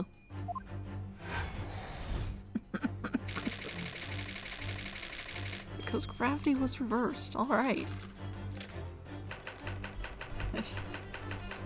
Missing engineer. Now, let us consider the next conundrum. What was our great engineer friend's aim? Indubitably, the greatest clue we have to explain his actions is above our heads. Yes, how is it possible that there are footprints all the way up there on the ceiling? Well, the question whose answer will lead us neatly to the truth, my dear madame. The reason there are footprints on the ceiling is because of the nearby skylight.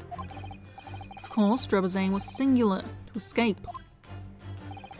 However, there is but one way into this room, excepting the skylight, that is. Ah.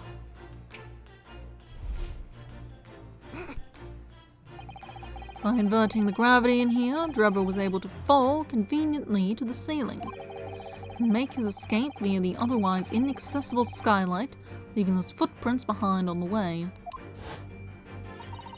But the ceiling in here is very high, Mr. Sholmes.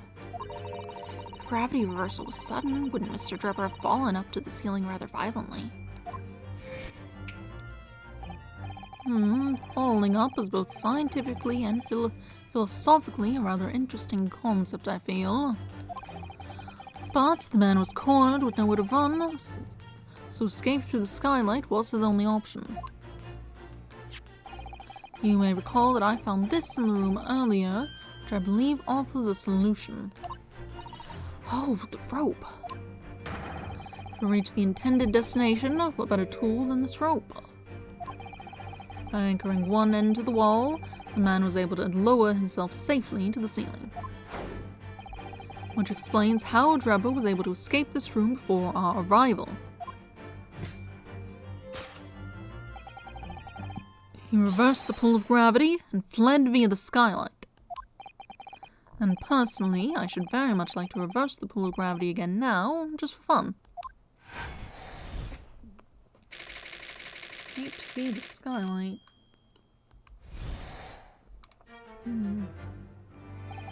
Thus concludes Sherlock Holmes' great deduction of this topsy-turvy puzzle. Well.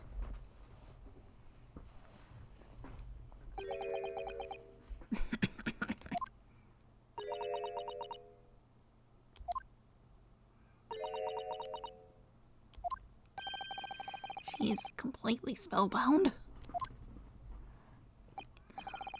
Mr. Sholmes, there is just one thing that troubles me. I would expect nothing less. You're destined to be troubled by just one thing for the rest of your life. The thing is such a thing actually possible? An anti-gravity device, I mean. I would say that with man's current scientific knowledge at the turn of the 20th century, it is no more possible than instantaneous kinesis.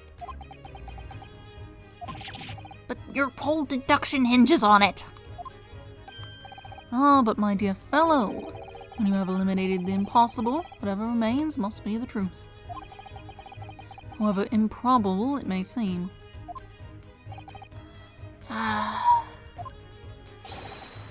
That's a marvelous line, wouldn't you agree? One of my more enduring pearls of wisdom. I had Iris come up with the exact phrasing. My original was clumsy. Yes, I have a feeling I've read it in something that Miss Sasato let me once. Objection! Actually, there is one other thing, Mr. Sholmes. The spell's broken at last. The rope you found on the floor. The rope you found was on the floor, wasn't it? Indeed it was, in lonely coils near the wall. But if Mr. Drebber had used it to escape in the way you described, wouldn't it still be tied to the wall?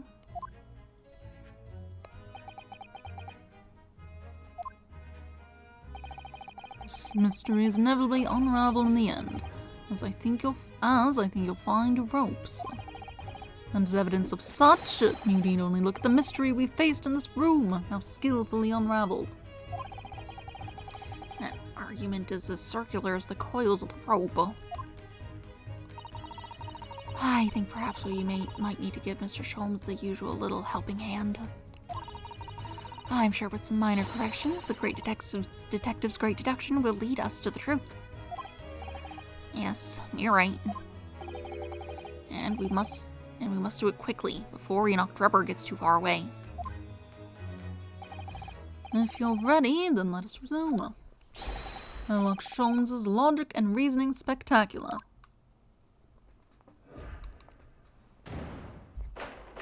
Course correction. Hold it, Mr. Jones.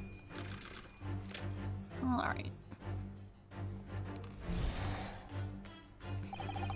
It's plain to see that this room is in complete disarray. Bed, the table and chairs, the lamp, everything is upside down. Almost as if every item in this room had, until recently, been happily positioned on the ceiling, before falling straight down onto the floor. Every item in this room was on the ceiling. Are you suggesting that... Indeed, the key here is gravity. It would appear that technology has at last succeeded in freeing us from the great pull of the earth. For the gravity in this room was reversed, and then suddenly restored to normality. Goodness! The inverted furniture clearly reveals the truth about the part gravity played in this whole business. To think gravity could have been reversed in this very room. I find the whole idea utterly enthralling. Only Mr. Sholmes could conceive of such an explanation. The man himself admitted it was a scientific impossibility, so... Yes, you're quite right. We must completely discount the idea at once. Oh, that's unusually merciless of you, Mr. Sato. When you've eliminated the impossible, whatever remains must be the truth. The great detective himself said so, didn't he? Well, refusing to part with his dreams of anti-gravity devices. Yes, I suppose so. Well, let's see if examining this topsy-turvy scene a little more closely reveals some proof that shows exactly what the gravity in this room was or wasn't doing. So we have here an upright vase. Why? Is it just sat so nicely here? Take that! Just on the floor?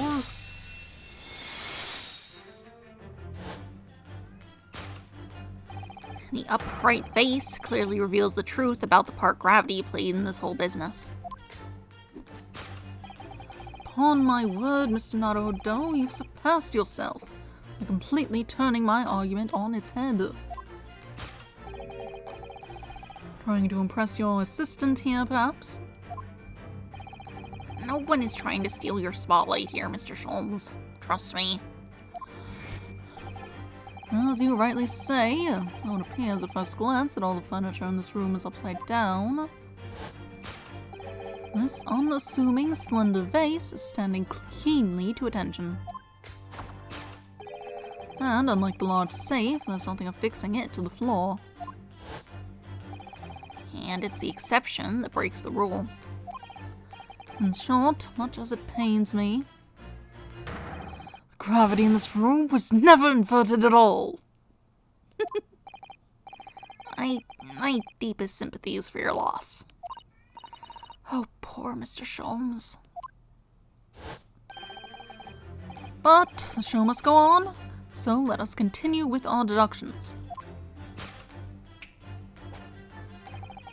Now that we know this contrivance is not in fact an anti-gravity device, there remains but one other possibility. You don't say.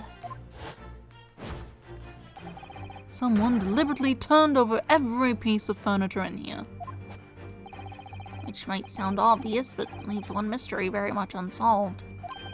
Namely, why would anyone choose to do that? Quite, and naturally there is an explanation. Yes, the reason why everything in here has been turned upside down is because of the anti-gravity device. He's absolutely determined that this device must have something to do with it, isn't he? I'm afraid the lure of an exciting scientific explanation is too strong. Zuko, why are you yelling? Well, there's no doubt that somebody did this. Somebody turned all this furniture over. So whoever it was must have had a reason. Don't scratch my chair. Zuko, why would you scratch my chair, my fluffy kitty baby?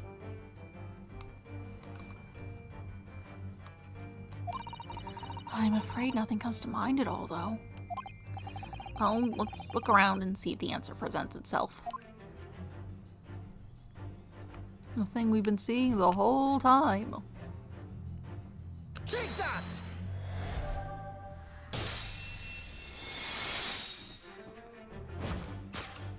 Yes, the reason why everything in here has been turned upside down is because of the safe combination. If I were gonna write something like that on a piece of furniture, I'd write it so much smaller, toward the edge or something. Somewhere where it'd be hard to notice even if you did do all the things. Precisely. I believe, Mr. Naruhodo, that you had a very similar experience once, did you not? Yes, last year, when I bought a lottery ticket and noted the ticket number down on the inside cover of a book, just in case. That's it. People are forgetful souls at heart and always make a written note of important information. Just keeping the ticket itself safe would be more sensible, I think. And what, pray, happened next, Mr. Naruhodo? When the day of the draw came round, I'd forgotten which book I'd written the number in and had to turn my room upside down to find it. That's it. People are forgetful souls at heart and always forget where they've noted things down. Not if you always note things in the same place. I actually won the second prize, you know. But couldn't remember which magazine I'd slipped the ticket into, so I had to... Thank you, Mr. Naruhodo, but I believe I proved my point now. Which is that a very similar scenario has clearly unfolded in this room. Finding himself requiring access to the safe, the occupant in the room needed the combination code. He remembered that he'd written it down on the underside of a piece of furniture, but forgot which one. Leading to the state in which we now find the room. Yes, Mr. Drebber overturned all the furniture in here in a desperate hurry to locate the combination code that would unlock the safe. I feel like some of this stuff you could just, like, lean over and look at. You don't have to flip it. Certainly not a table.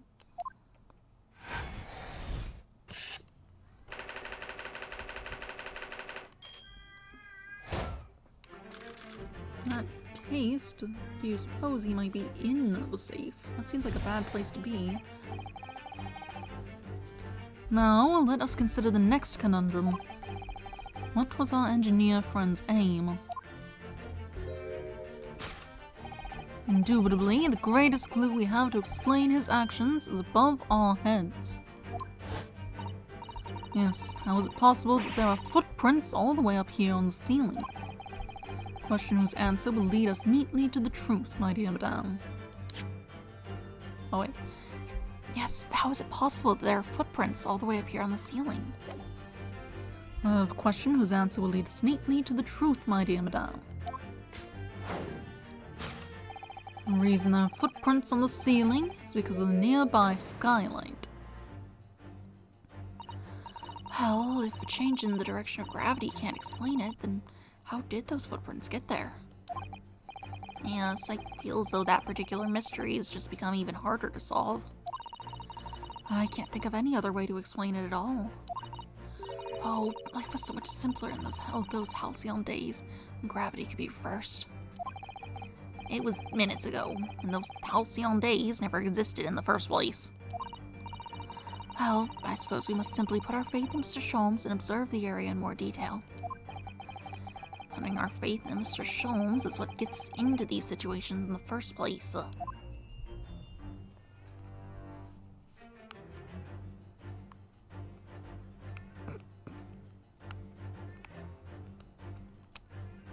Take that!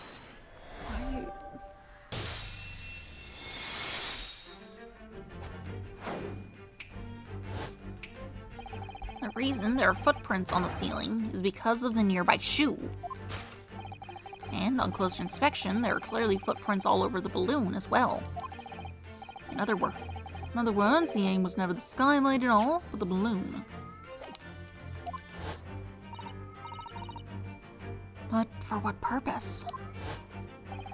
The green balloon? That seems somewhat familiar data. Ah! There's a piece of the green balloon's envelope that Mr. Naruhodo and Iris found at the scene. And inside the green balloon that Master Gultz claimed he saw above the stage when the incident occurred. It was the second bird cage, the crux of the whole instantaneous kinesis deception. You mean to say? If we assume the balloon in here is a model of the one used on that day, there's a strong possibility something may be concealed inside it. Something our absconder was desperate to retrieve before making a hasty getaway. But the balloon's out of reach. Hence why he resorted to a projectile, namely the shoe. Most probably, Drebber intended to tear a hole in the envelope by sailing it with the shoe. However, his efforts were thwarted when the shoe itself became a prisoner of those lofty heights. Oh dear. I desperately need to examine that balloon. If only there were some way we can see inside. You may recall that I found this in the room earlier, which I believe offers a solution. Oh, the rope. To reach the intended destination, what better tool than this rope? Mr. Sholmes has managed to bring the deduction back to the rope. Alright, I have to admit, that was clever. So we just throw the rope up to the balloon and then pull it down to us on the ground. Which is much easier said than done, I feel. And could take us a very long time as well. True. Perhaps we need a more surefire method. In fact, we already have one, of course, don't we? Take that!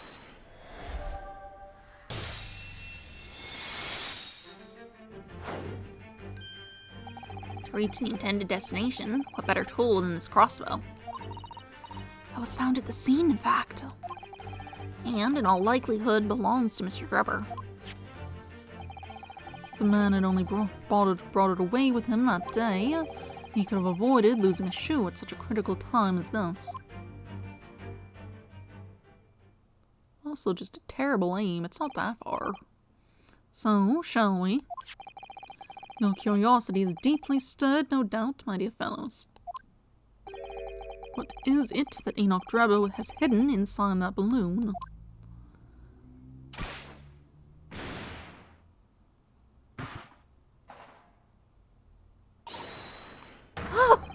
What the... A waxwork. Indeed it is. A waxwork head inside a metal mask. A mask that is shut tight and fastened with a strong and quite impenetrable lock. So we can't see the face inside, that means. Just a moment, this is the head of a waxwork model? What does that mean? Oh, goodness. I see you've joined the dots, Mrs. Sato. Excellent. Of course, the headless waxwork model. The case of the abducted Madame Tussbells model that you'd largely solved. It was only the head of the killer that was still missing. Indeed it was. But I believe Madame Tussbells will now have to settle her sizable account with me. This, as you have now surmised, is the head of the infamous professor. Yes, but why is it here? This conclusively confirms my suspicions. The man responsible for stealing the professor from Madame Tussbells and returning it earlier today was none other than Enoch Drebber. This is incredible. Professor Harebrain's case and the waxwork abduction they're inextricably linked by Enoch Drebber's workshop. The waxwork head has been entered into the court record. The head of the professor waxwork was stolen from Madame Tussbells' special exhibit. What's with the helmet? Well, it appears our logical pleasure cruise has come to an end, my dear fellows. All that remains is, yes, to speak with the architect of this adventure. The architect? You mean Mr. Drebber? As it seems quite impossible that he escaped via one of the skylights. Obviously, the man must still be here in the room. What? And his location should be abundantly clear. If you simply reflect on the journey we made together during this abduction. Enoch Drebber's right here, somewhere in this room. So, Mr. Naruhodo, will you do the honors? Yes, of course. Mr. Drebber's hiding place must be the...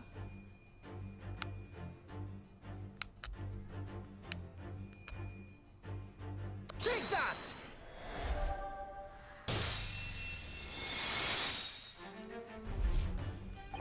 Before we gained access to this back room, weird noises from in here. Which tells us that the engineer was still in the building at that point in time. He was, in fact, searching for the combination to his safe. When pressed for time, made no attempt to right the furniture that he overturned in the process. From which we can deduce that his search for the combination happened very recently indeed. In summary, Mr. Enoch Drebber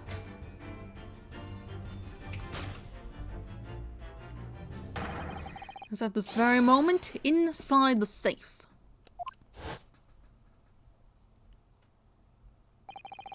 This thus concludes Hemlock Sholmes' great deduction of this topsy-turvy puzzle.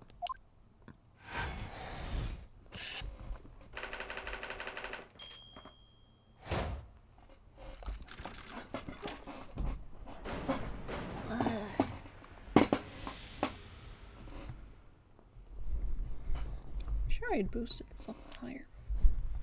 I need a shorter chair. I need a shorter chair. Next time, I go and find a chair, which I don't know when that'll be. Terrible noises, probably, with me moving this microphone. I'll need to make sure it's shorter. So, Mr. Naruhodo, I think perhaps it's time we ended this game of hide and seek, don't you?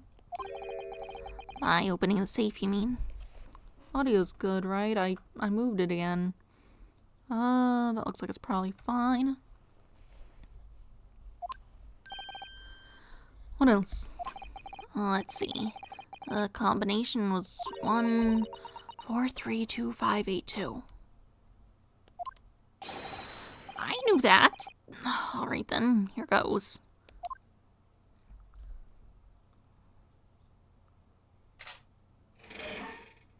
Alright. You found me.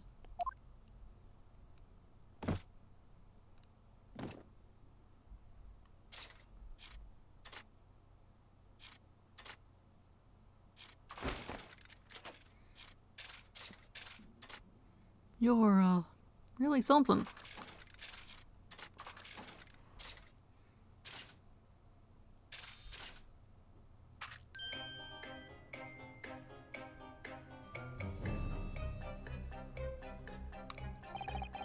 Right then, sir. Mr. Enoch Drebber, I presume?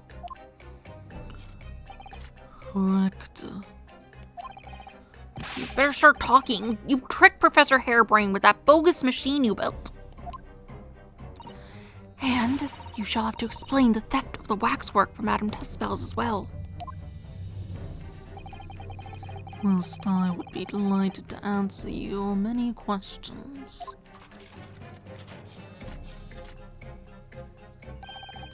Personally, I would advise that you deactivate my little parcel first. Deactivate? Your parcel? The bomb!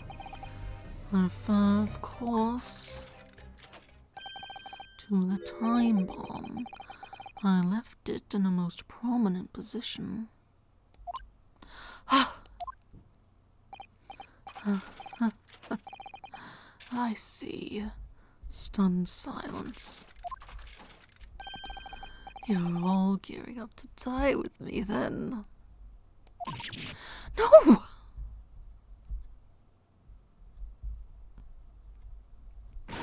Mr. Sholmes!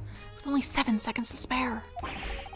That was too close for comfort. I've got one foot in the grave already. You trying to help us get a killer or get us killed? Mr. Sholmes' deductions can be completely life-altering, can't they? Well, my dear fellows, that was a close shave. Resemblance to an anti-gravity device is really quite startling, I must say. Anti-gravity devices don't exist. Ugh, I wouldn't push it, Mr. Sholmes. You're, interesting.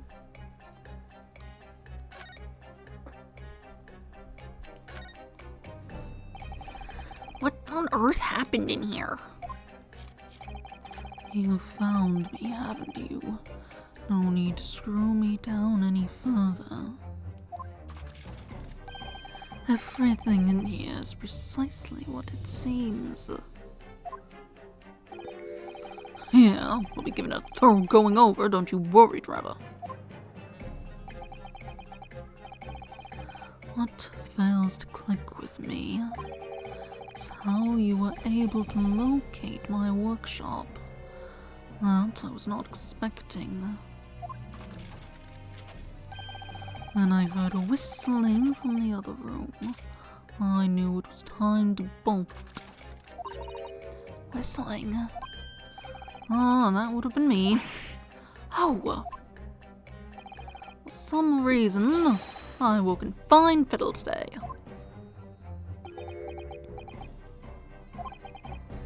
No words, just tightly squeezed chips. Clearly, I must have a screw loose though, as I couldn't remember the combination for the safe. And another one loose, as I couldn't remember on which piece of furniture I'd written it down. We also found a rope over by the wall. Yes, I had hoped to exit through the skylight, but sadly the rope was too short. So I then set about searching for the combination code to open the safe. And burning the incriminating blueprints, don't forget. Regrettably though, you failed to retrieve the head from the balloon among the rafters.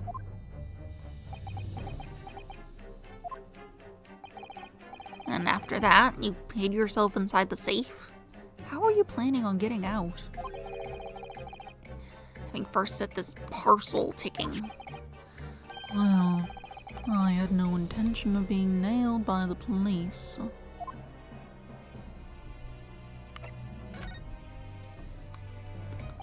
Got a death wish, have you? I'd never had a ticking time bomb. Please, why do you suppose I chose to hide inside the safe?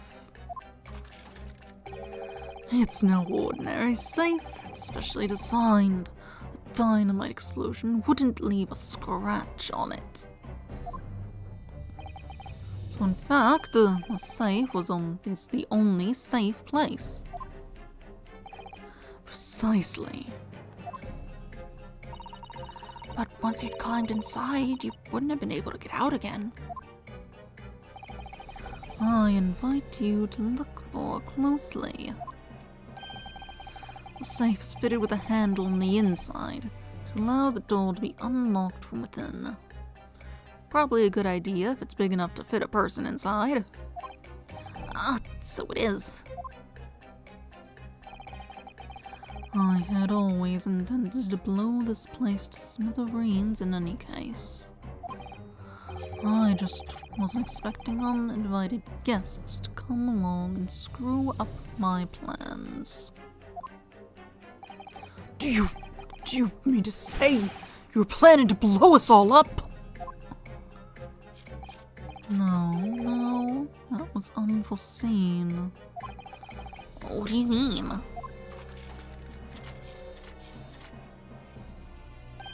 Most people run, you see, when they see a ticking time bomb at their feet.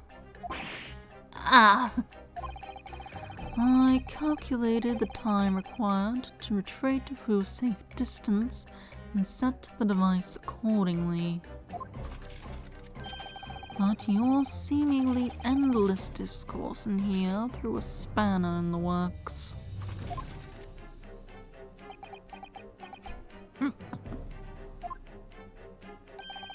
There's something wrong, Gregson. Do I have something on my face, besides the usual eyes, ears, nose, and mouth?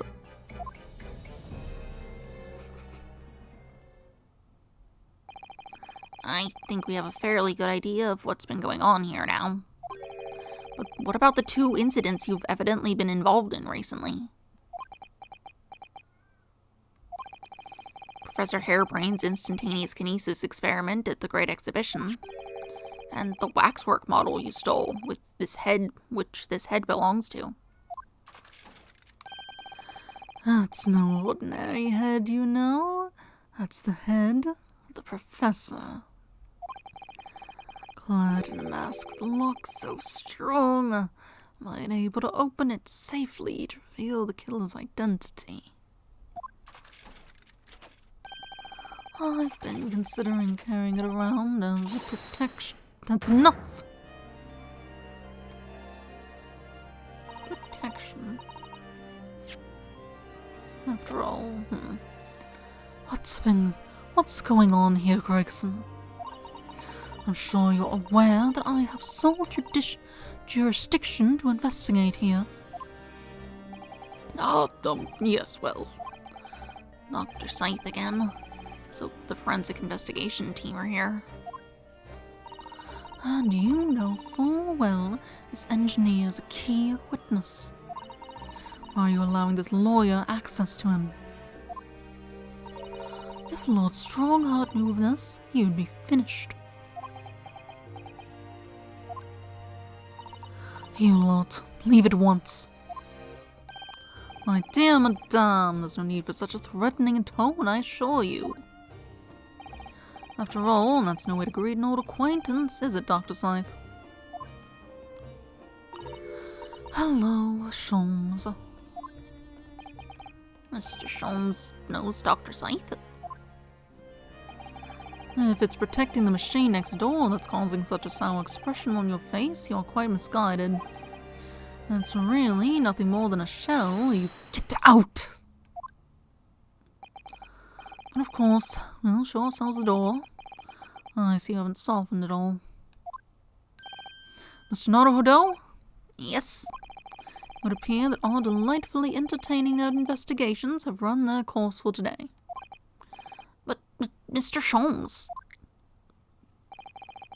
Let us leave this place in the doctor's capable hands. I said get out. Now. All of you. Your presence here is not required either, Gregson. Understood. And I'll just say one thing before I head off. If it wasn't for this lawyer and his companions, we never found this place, and the whole workshop would have been blown to bits.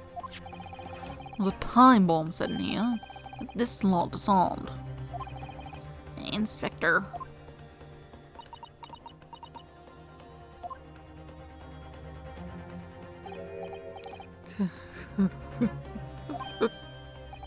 Someone giving you a chuckle, has it, Drebber? Oh, so sorry. Didn't mean to offend. You're quite right, of course. You did disarm the time bomb, didn't you? Yes, you did disarm that one. Who are you? That one? You mean...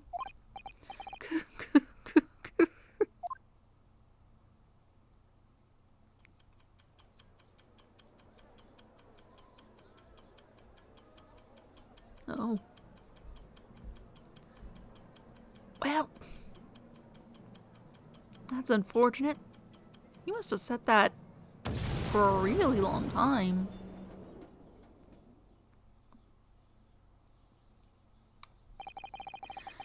it was an hour later that we heard the news of the enormous explosion that ripped through the experimentation stage of the Great Exhibition. Professor Harebrain's invention and all its secrets were blown away forever.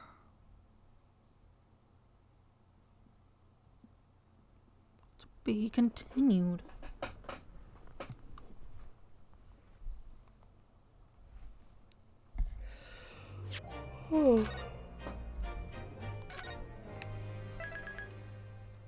That thing must have been set way in advance.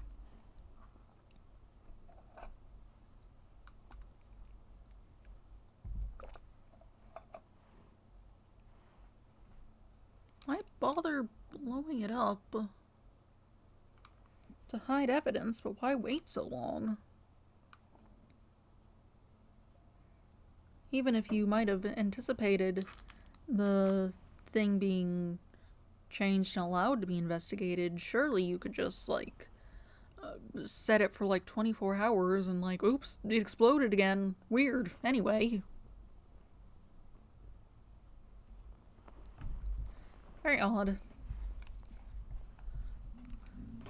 Not the point. Next time, on Monday, we will get into the trial then. We'll see what's up.